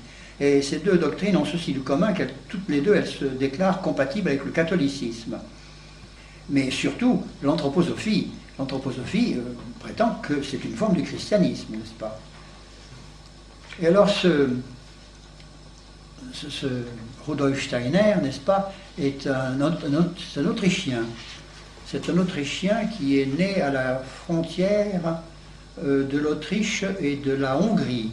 Et de temps en temps, il allait faire des petites excursions d'enfants en Hongrie. Il était fils d'un employé des chemins de fer d'Autriche, de l'Autriche. Et il était remarquablement intelligent, mais avec des penchants des penchants visionnaires dès le début. Il avait des intuitions extraordinaires, pas du tout pathologiques, qui n'ont pas amené ni à avoir des frayeurs, ni à avoir ni à faire des fugues. Non, au contraire, indépendamment de ça, il était excessivement équilibré. Et il était volontairement équilibré. C'est certainement un type qui était fait pour être un grand génie, et un grand saint probablement. Puis alors il a mal tourné, je ne sais pas pourquoi. Il est probable qu'il a été mal entouré au début. Il avait un curé de paroisse qui était assez dans les nuances du joséphisme, voyez-vous. Alors il était comme ça, un peu libéral, un peu un christianisme à la Rousseau. Et alors il a fait de brillantes études, Rudolf Steiner, dans le sens scientifique, et même il avait des talents d'ingénieur et des ambitions d'ingénieur, puis ça a tourné autrement. Mais il était très sensible aux femmes. Et je crois que ce n'était pas un galant, mais c'était un sentimental. Et il a eu une quantité énorme d'inspiratrices, avec lesquelles il parlait jusqu'à l'aurore, n'est-ce pas, et qui lui ont insufflé, qui n'étaient pas des femmes bien du tout, qui lui ont insufflé tout un poison comme ça, de gnosticisme, de sciences occultes. Et alors il s'est laissé un peu avoir. Alors il y en a, je ne vous donne pas, j'ai les noms, enfin je ne vous donne pas. Et alors, à un moment donné, il est allé à Vienne, il a fini ses études à Vienne, puis ensuite il est allé en Allemagne, à Weimar, où il a reçu mission de mettre de l'ordre dans les écrits scientifiques de Goethe. Parce que Goethe a fait des écrits scientifiques, des écrits sur l'optique et des choses comme ça. En particulier, Goethe a écrit un traité des couleurs qui a beaucoup influencé Steiner, parce que Goethe y décrit les effets physiologiques des couleurs. Et vous allez voir que ça a beaucoup influencé les doctrines de Steiner dans ces doctrines psychologiques proprement dites. Et alors, il avait reçu mission de ça. Alors, à Weimar, n'est-ce pas, il était très bien placé parce que c'était la ville de Goethe, c'est là qu'on avait gardé toutes ses archives. Alors, il a donc publié ses écrits scientifiques de Goethe, il a fait des conférences littéraires dans Weimar, et puis à un moment donné, son travail étant fini, il a fallu qu'il trouve un autre travail, et il est allé à Berlin. Alors là, à Berlin, il a fait la connaissance d'une autre femme exquise, parce qu'il aimait beaucoup ça, qui s'appelait Elisabeth Forster. Elisabeth Forster n'était autre que la sœur de Nietzsche. Et un jour, Elisabeth Forster l'a invité à venir voir Nietzsche. Puis alors, Steiner a tardé, ça a tardé plusieurs semaines, plusieurs mois, enfin, il se décide à y aller. Puis quand il est arrivé, Elisabeth Forster lui dit, écoutez, il est prostré, il a perdu la raison, je ne sais plus. Alors, à ce moment-là, Nietzsche est entré dans la chambre de... Steiner est entré dans la chambre de Nietzsche pour lui rendre visite, la visite qu'il s'était proposé de lui faire. Et puis à ce moment-là, il raconte, lui, Steiner, qu'il a eu une vision. Et là, je vais vous raconter sa vision.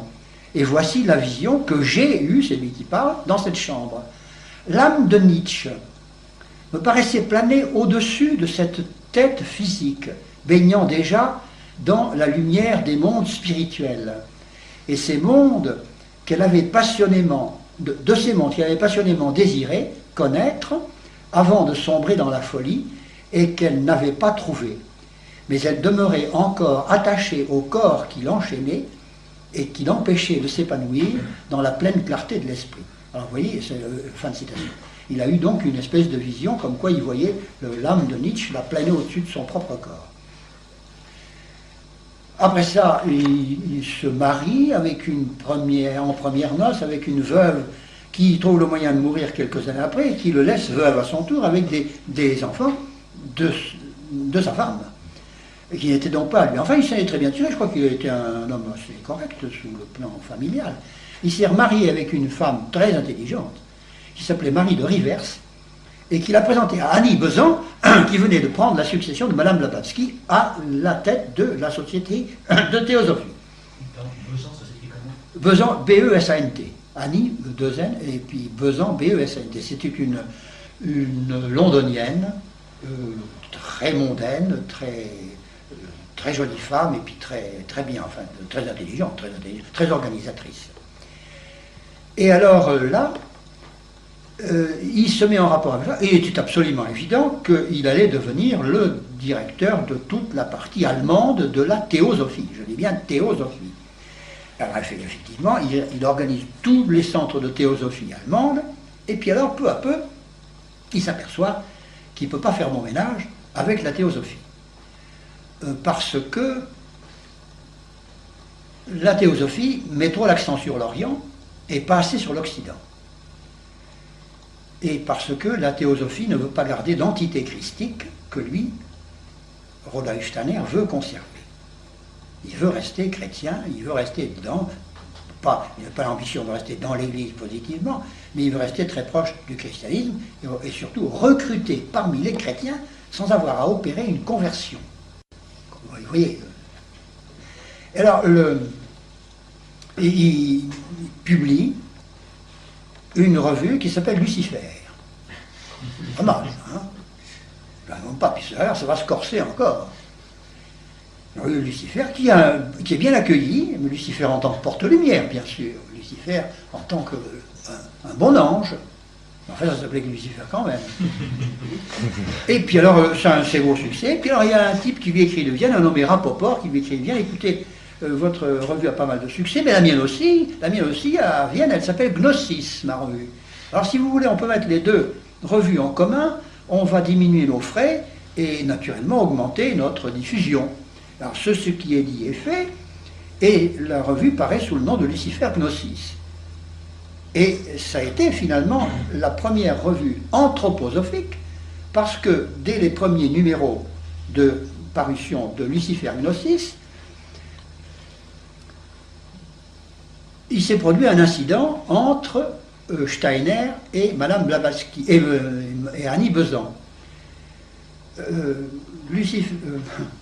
Rudolf Steiner éprouve le besoin d'envoyer à Annie Besant un télégramme pour lui demander de quitter la présidence de la Société de théosophie. Elle était à Adyar à ce moment-là dans l'Inde, et il lui disait qu'il ne fallait pas qu'elle continue à rester présidente de la... Alors, ça a été impossible, n'est-ce pas? Naturellement, on n'a pas accepté les propositions de Steiner, et c'est lui, Steiner, qui a reçu un télégramme comme quoi il était vidé. Bon.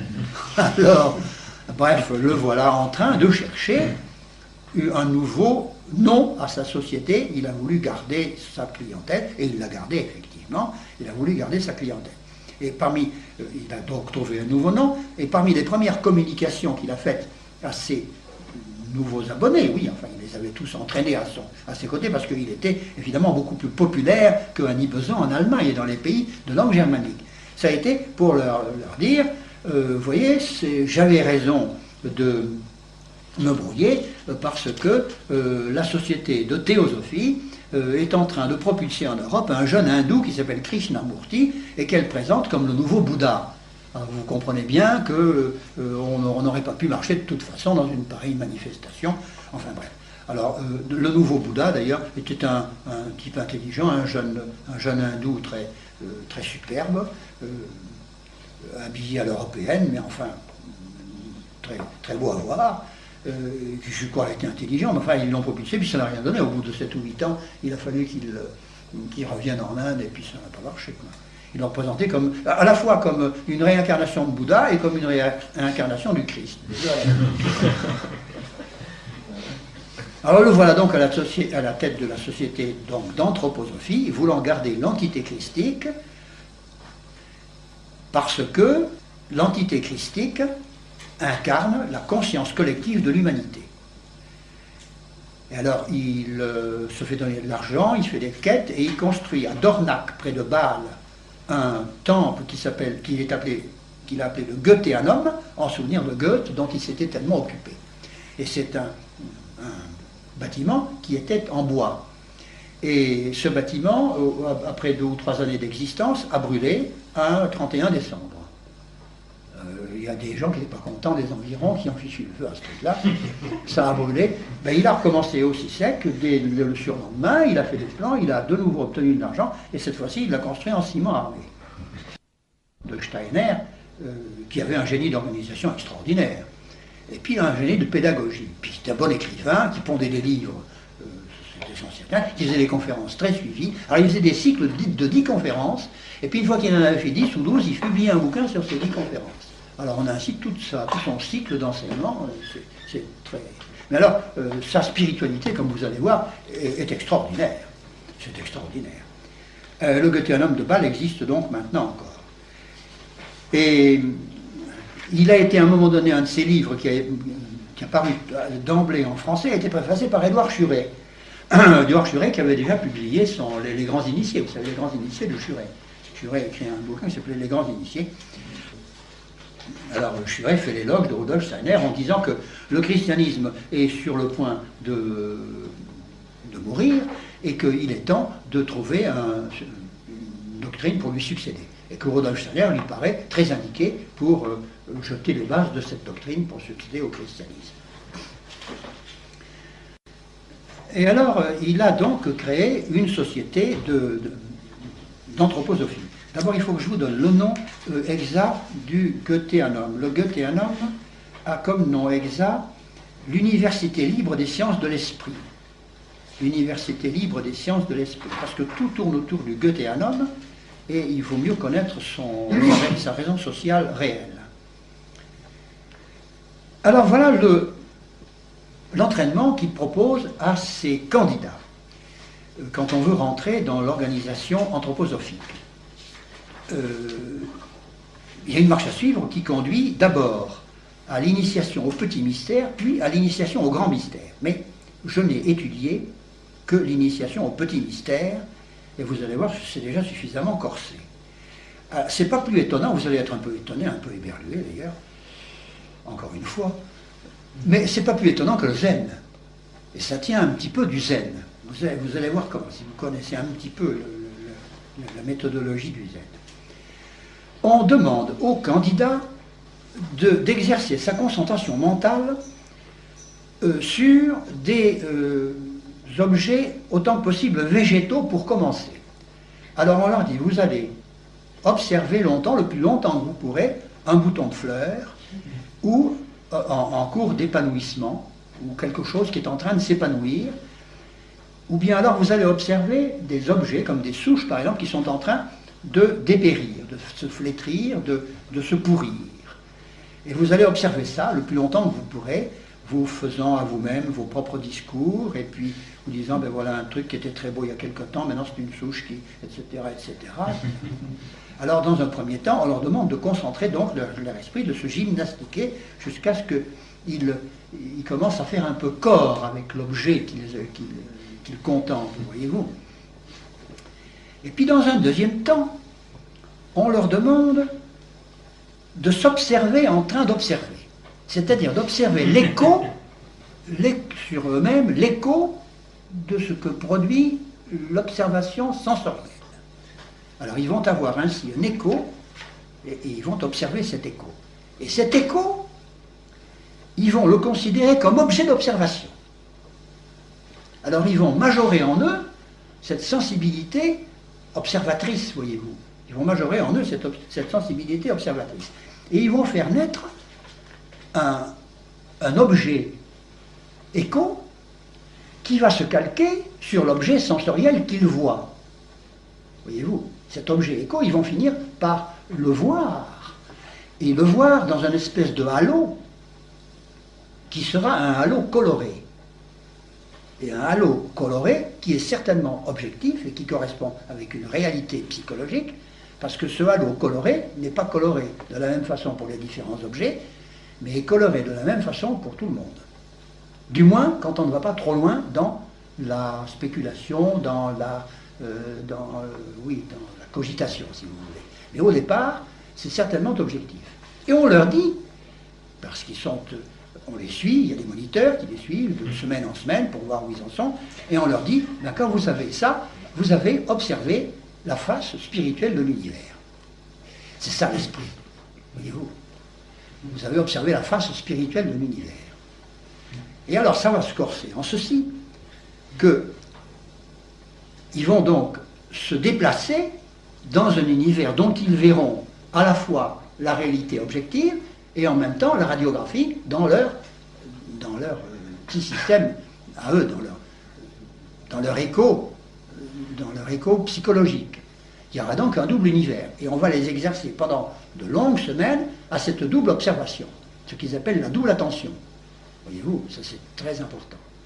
Puis alors après leur avoir bien fait comprendre, plutôt, parce que là on leur est en train de leur mentir, n'est-ce pas, en leur disant que c'est la face spirituelle des choses, on va les exercer à observer les esprits alors. Vous comprenez, les esprits qui peuvent tourner autour de la psychologie ainsi désaxée. Et on va leur dire, vous voyez, c'est bien des esprits, vous êtes en contact avec des esprits. Et ils vont avoir donc une vision qui sera hypersensorielle dans un sens, mais qui sera aussi spirituelle, puisque leur faut avoir des esprits. Et c'est alors qu'ils commencent à avoir des espèces de visions spirituelles. Ils auront des visions spirituelles, oui. Je ne peux pas expliquer ça autrement. Comment il faudrait... La vision spirituelle, il faudrait que je trouve un truc. La vision spirituelle... L'étudiant est devenu capable de recueillir deux versions du monde, une vision sensorielle et une vision interne. Alors intervient pour lui un nouvel élément de formation. C'est l'interprétation de ce qui se passe maintenant en lui. Ses moniteurs anthroposophes vont lui expliquer le sens et la véritable nature de la version interne nouvellement reçue. Ils vont lui dire qu'il est une vision spirituelle du monde, ça nous venons de le voir. Il sera censé voir désormais la face spirituelle des choses, et il le croira facilement étant donné le caractère flou et vaporeux des nouvelles images, des nouvelles informations qui se forment dans son psychisme. Alors évidemment, ce qui est étonnant, c'est que ce soit objectif pour les gens. Et alors, c'est à ce point objectif que Steiner dit « mon affaire, c'est scientifique. C'est scientifique puisque c'est objectif, on peut le décrire, c'est pareil pour tout le monde, on est d'accord, les observateurs sont d'accord entre eux pour dire que c'est telle et telle couleur. Et alors, dans tous les écrits, il y a les colorations des différentes choses, les colorations des choses en train de germer ne sont pas les mêmes que les choses en train de s'épanouir, les colorations, l'observation jouant non plus après sur des objets de la flore, mais sur des animaux puis sur des hommes, les colorations des différents caractères ne sont pas les mêmes non plus. Mais elles sont les mêmes pour deux observateurs voisins. Voyez-vous? Alors on les dresse à observer cette espèce de radiographie diaphane, n'est-ce pas, qui leur fait voir un monde nouveau. Moi je n'arrive pas bien à m'expliquer, et je crois à Rudolf Steiner quand il dit vous ne pouvez pas vous l'expliquer tant que vous ne l'avez pas fait. Ça, effectivement, comme je ne l'ai pas fait, je ne peux pas bien vous l'expliquer. Et lui, il le dit, ça. Comme tout ce type-là, il dit toujours, faites-vous initier, puis vous verrez après. Là, c'est ça. Alors, donc, je crois d'ailleurs à la réalité psychologique de ce... Parce que ce n'est pas plus extraordinaire que le zen. C'est dans le même ordre d'idées. Les facultés... Ce sont des gens qui ont beaucoup étudié les facultés de la psychologie, n'est-ce pas, pour en tirer comme ça les conséquences. Et ça ne m'étonnerait pas qu'il y ait ça. Est-ce que c'est un peu la même chose pour voir l'aura des personnes? L'aura qui c'est un peu l'aura, oui. C'est un peu ce que d'autres spiritualités appellent l'aura. Oui. Alors, le but de cette manœuvre est de les rendre co-vibrants au monde, comme le zen. Le zen, il faut vibrer avec le monde, et en incorporant, voyez-vous, la frange ondulatoire des objets. Les objets ont certainement émettent des choses. Les animaux, les plantes émettent certainement un rayonnement. D'ailleurs, c'est connu, ça. Ils émettent un rayonnement, ne serait-ce que ce que l'on photographie. C'est bien émis par la photographie. C'est bien un rayonnement, comment dirais-je, visuel, lumineux, qui ne se voit pas en tant que rayonnement, mais que vous pouvez capter quand vous avez une plaque suffisamment sensible. Et que vous puissiez, comme ça, capter les rayonnements d'autres natures, des rayons gamma ou je ne sais pas quoi, avec votre psychologie, en la gymnastiquant et en l'hypertrophiant sur certains points, ça c'est encore possible, quand quand on reste dans une certaine marge. Ça c'est encore possible, ça, je n'en disconviens pas. Alors on les rend donc co-vibrants à ce truc-là. Et on leur dit, c'est ça l'esprit, c'est ça le monde spirituel. C'est là que naturellement on leur raconte des histoires. Et puis alors on les dresse aussi à être co-vibrants avec leur verbe intérieur. Avec leur verbe intérieur et avec tout ce qui s'y passe. Voyez-vous, il faut qu'ils soient co-vibrants avec leur subconscient. Il faut qu'ils captent des informations qui émanent, alors là, dans un troisième, même quatrième temps, des informations qui émanent du monde des esprits et qui ne trouvent pas à s'exprimer par des sons extérieurs perceptibles à l'oreille, par des images perceptibles à la vue. En somme, à des vérités d'origine spirituelle qui ne sont révélées que progressivement. Et alors, il dresse ce qu'on appelle un œil intérieur et une oreille intérieure, car le dressage dont je viens de vous décrire les différentes formes au point de vue de la vue, se fait aussi au point de vue des sons, de sorte qu'ils vivent dans un univers entièrement reformé par eux, voyez-vous, et on conçoit que ce soit très long de parvenir à être dressé comme ça. Steiner, lui, avait des dons pour ça, ces dons de vision, vous avez vu dans son enfance et d'intuition. Alors, ça a été facile pour lui, mais pour ses adeptes, c'est excessivement difficile. Alors, j'ai connu un ancien anthroposophe qui a viré sa cutie, comme on dit, et qui raconte très bien tous ces trucs-là. Il m'a dit, ne vous imaginez pas que la majorité des adeptes se livrent à une pareille gymnastique. Ce ne sont que en somme, les gens du comité central.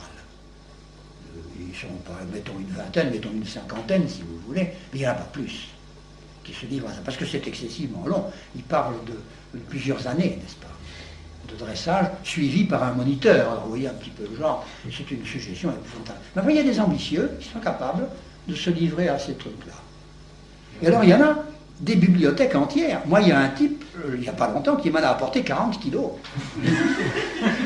Il était allé les chercher chez lui, dans sa maison de campagne. 2 caisses comme ça.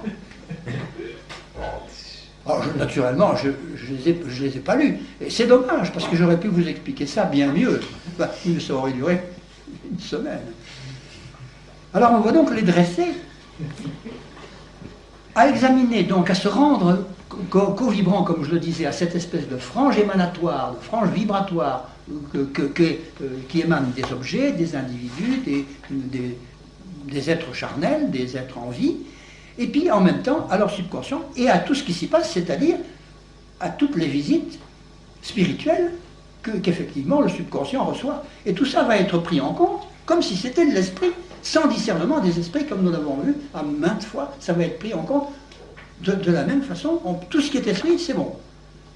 Alors on va observer tout ça et on va naturellement se trouver en contact avec les démons sans s'en être aperçu.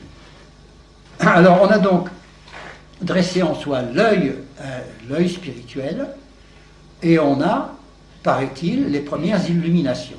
Alors les illuminations sont inopinées, comme toujours, au moment où on s'y attend le moins. Ça, ils sont toujours très forts pour vous raconter leurs illuminations. C'est au moment où on est assis dans son fauteuil, où on ne pense à rien, tout d'un coup, paf, les murailles s'estompent, vous vous trouvez dans une belle nature, avec des palmiers, tout un tas de trucs. C'est ça, vous savez. Enfin, l'illumination, quoi. Et puis alors, on ne va pas les laisser tranquilles. Quand ils auront eu leurs illuminations, on va les dresser à étudier le monde des causes. Le monde des causes. Vous voyez, si on les poursuit longtemps, hein, le monde des causes, de façon à vibrer, alors cette fois-ci, avec le dynamisme du monde et non pas seulement avec son spectacle statique, voyez-vous. Il faut vibrer avec le dynamisme du monde. Alors cet œil spirituel que l'on s'est formé comme ça, à force de se gymnastiquer à ces observations en double attention. Alors on voit donc une série d'êtres qui sont fluorescents. Mais alors ils sont fluorescents. Et quand on lit la description, on s'aperçoit que ces colorations, dont on nous a parlé, ne sont pas des colorations fixes, que ce sont des colorations qui sont fluorescentes. C'est-à-dire que finalement, ils se comportent un peu comme des daltoniens. Ils voient des couleurs, mais à la manière des daltoniens. C'est-à-dire que tout ça, c'est un peu gris. C'est un peu gris, c'est un peu fluorescent, et c'est un peu moiré. Voyez-vous, d'après ce que j'ai lu, j'essaie d'être aussi concret que possible, et aussi fidèle que possible, d'après ce que j'ai lu, n'est-ce pas? Alors, ils appellent ça les couleurs de l'âme, ils appellent ça les intentions cachées des gens. De toute façon. Alors, quand vous voyez un grand criminel, c'est tout noir, quand vous voyez un type très bien, c'est tout blanc ou tout rouge, etc. Alors, ils arrivent à s'entendre comme ça. Et alors ensuite, il s'agit de procéder à l'initiation de ces gens-là. On leur fait subir pour les initier un certain nombre d'épreuves.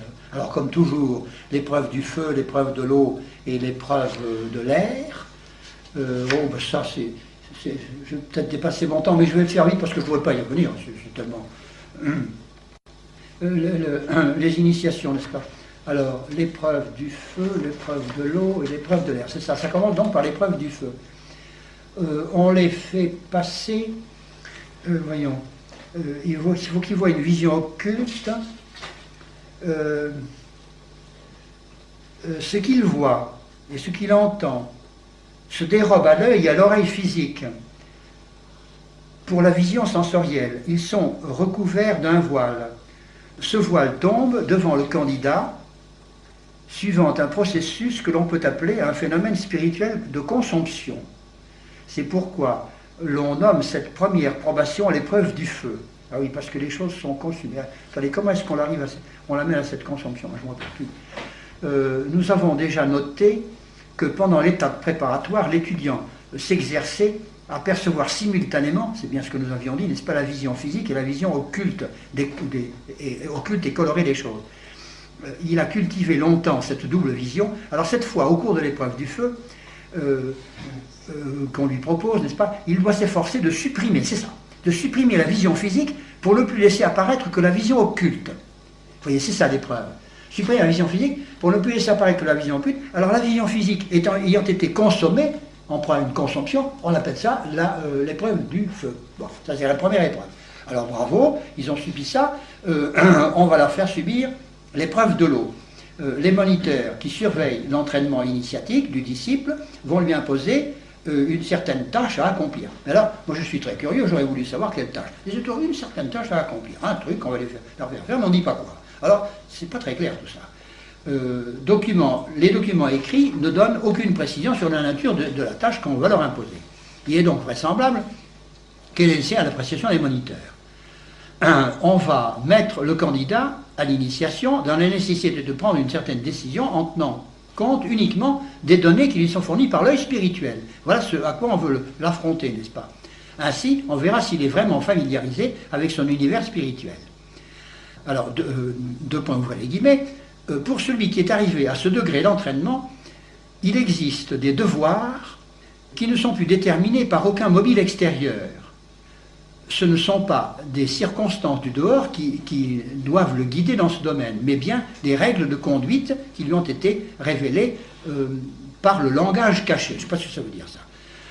Par la deuxième épreuve, celle de l'eau par conséquent, il doit prouver maintenant que ces règles le dirigent vraiment avec autant de sûreté et de fermeté qu'un fonctionnaire suit son règlement. Les moniteurs vont donc lui définir une certaine tâche à accomplir sans qu'il soit permis, dans l'accomplissement de cette action, de tenir compte des données extérieures. Il devra se fier exclusivement à son organe de clairvoyance, ça s'appelle comme ça, l'organe de clairvoyance qu'il a formé en lui, n'est-ce pas?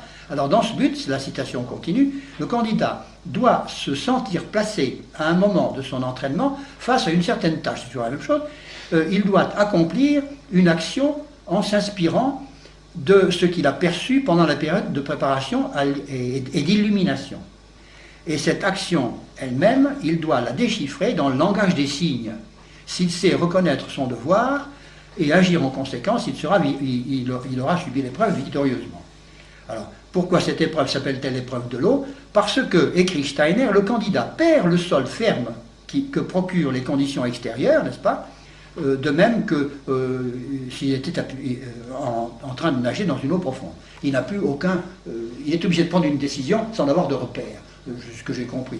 Enfin, avouez que c'est bien vrai. Enfin, c'est des gens qui veulent bien imprimer leur bouquin à condition de ne pas dire trop ce qu'on va faire, parce qu'évidemment, on comprend bien, ils réservent ça pour les épreuves elles-mêmes, n'est-ce pas? Ils ne veulent pas avertir leurs candidats de ce qu'on va leur faire. Et alors, l'épreuve de l'air, je crois que c'est encore pire.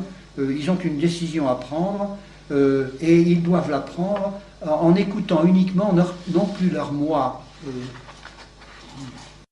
sensoriel, mais ce qu'il appelle le moi supérieur. Alors le moi supérieur, c'est encore, je pense que ça doit être ce qui résulte de la considération du monde des causes. Le moi supérieur, c'est un moi un peu plus évolué qui est entré dans le monde des causes et puis qui évolue. Mais je l'ai là, justement, ça m'embête de vous faire attendre, et puis je lis si mal. Alors, on dit, quand il a subi ces trois épreuves, du feu, de l'eau et de l'air, que le candidat est initié. Je vais finir d'ailleurs. Le candidat est initié. Alors, il est à remarquer que c'est une déclaration qu'on lui fait. Il est initié. Par conséquent, l'initiation de Steiner, elle n'est pas cérémonielle. C'est important, et je suis persuadé qu'il n'aurait pas été soutenu par Guénon, qui lui était ritualiste au plus haut point, pour des raisons d'ailleurs de stratégie. Il était ritualiste parce qu'il voulait absolument démontrer que c'était la franc-maçonnerie qui avait l'apanage de l'antiquité de l'initiation, étant donné qu'elle se basait sur des initiations de métiers professionnels immémorial. C'est ça qu'il voulait, c'est là-dessus qu'il voulait s'appuyer. Car il voulait sauver la franc-maçonnerie initiatique en la détachant de la franc-maçonnerie idéologique. Il voulait détacher la franc-maçonnerie de son idéologie moderniste, mais en conservant la filière initiatique. Alors, naturellement, il était ritualiste, chose que Steiner n'est pas. Alors, Steiner, lui, il distribue des initiations, et encore, c'est que l'initiation au petit mystère, ça. Alors, au grand mystère, l'intervalle entre les petits et les grands mystères est occupé finalement par des exercices qui sont des exercices de yoga. C'est-à-dire des exercices qui rappellent énormément la montée de la Kundalini, de la région lombaire jusqu'à la région cervicale. Ça ressemble à ça. La Kundalini, ce sont des espèces de nœuds. Vous savez, ce sont des nœuds, parce que l'autre, là, pas Paracels, mais Pic de la Mirandole appelait les nœuds de l'âme, vous savez, là. Et effectivement, on conçoit bien que l'âme doit avoir un certain nombre de... Moi, je n'ai pas bien l'expérience de ça, mais je pense que les mystiques chrétiens doivent aussi, avec les demeures et les passages d'une demeure à l'autre, on doit se rendre compte qu'il y a des étapes à franchir. Je suppose que ça doit être dans leur langage un peu la même chose qu'ils décrivent. Enfin, ces étapes, les gens du yoga appellent ça la montée de la Kundalini à travers les chakras. Ça s'appelle des chakras. Les nœuds. Ils les ont déterminés d'ailleurs. C'est le long de la colonne vertébrale, ils vous donnent l'emplacement, n'est-ce pas? Et alors, Steiner retombe sur ces procédés-là, bien que voulant rompre avec l'orientalisme, il revient sur l'orientalisme quand il veut faire l'initiation au grand mystère. Alors la différence entre les petits et les grands mystères, elle varie avec les définiteurs, mais pour Guénon, les petits mystères sont ceux auxquels on peut parvenir avec les forces naturelles. Et les grands mystères sont ceux auxquels on ne peut parvenir qu'avec une aide surnaturelle. Avec une aide, en tous les cas, de ce qu'il appelle l'influence spirituelle. Voilà la définition de Guénon. Alors, vous voyez tout ça. Mais enfin, les pauvres jeunes gens qui vont dans toutes ces machines-là, mon bonhomme, là, qui était un ancien anthroposophe, m'a dit qu'il était resté malade pendant 2 ans avec cette histoire. Il est malade comment? Ben, déséquilibré, malade mental, déséquilibré, inquiet, pas dans sa peau.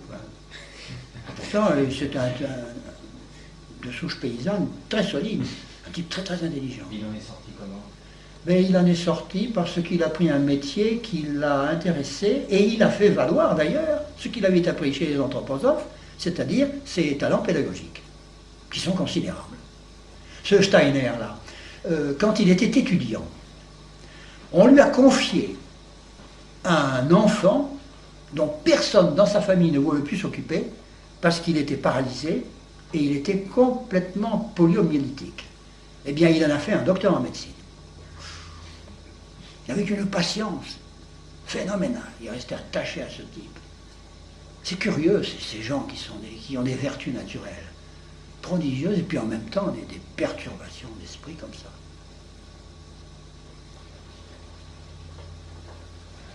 Enfin, heureusement que vous avez le contrepoison, vous, pour vous désintoxiquer. Restez les pieds sur terre. Il suffit de voir la tête des deux que vous avez affichée. C'est ce que tous vos frères ont dit en entrant. Et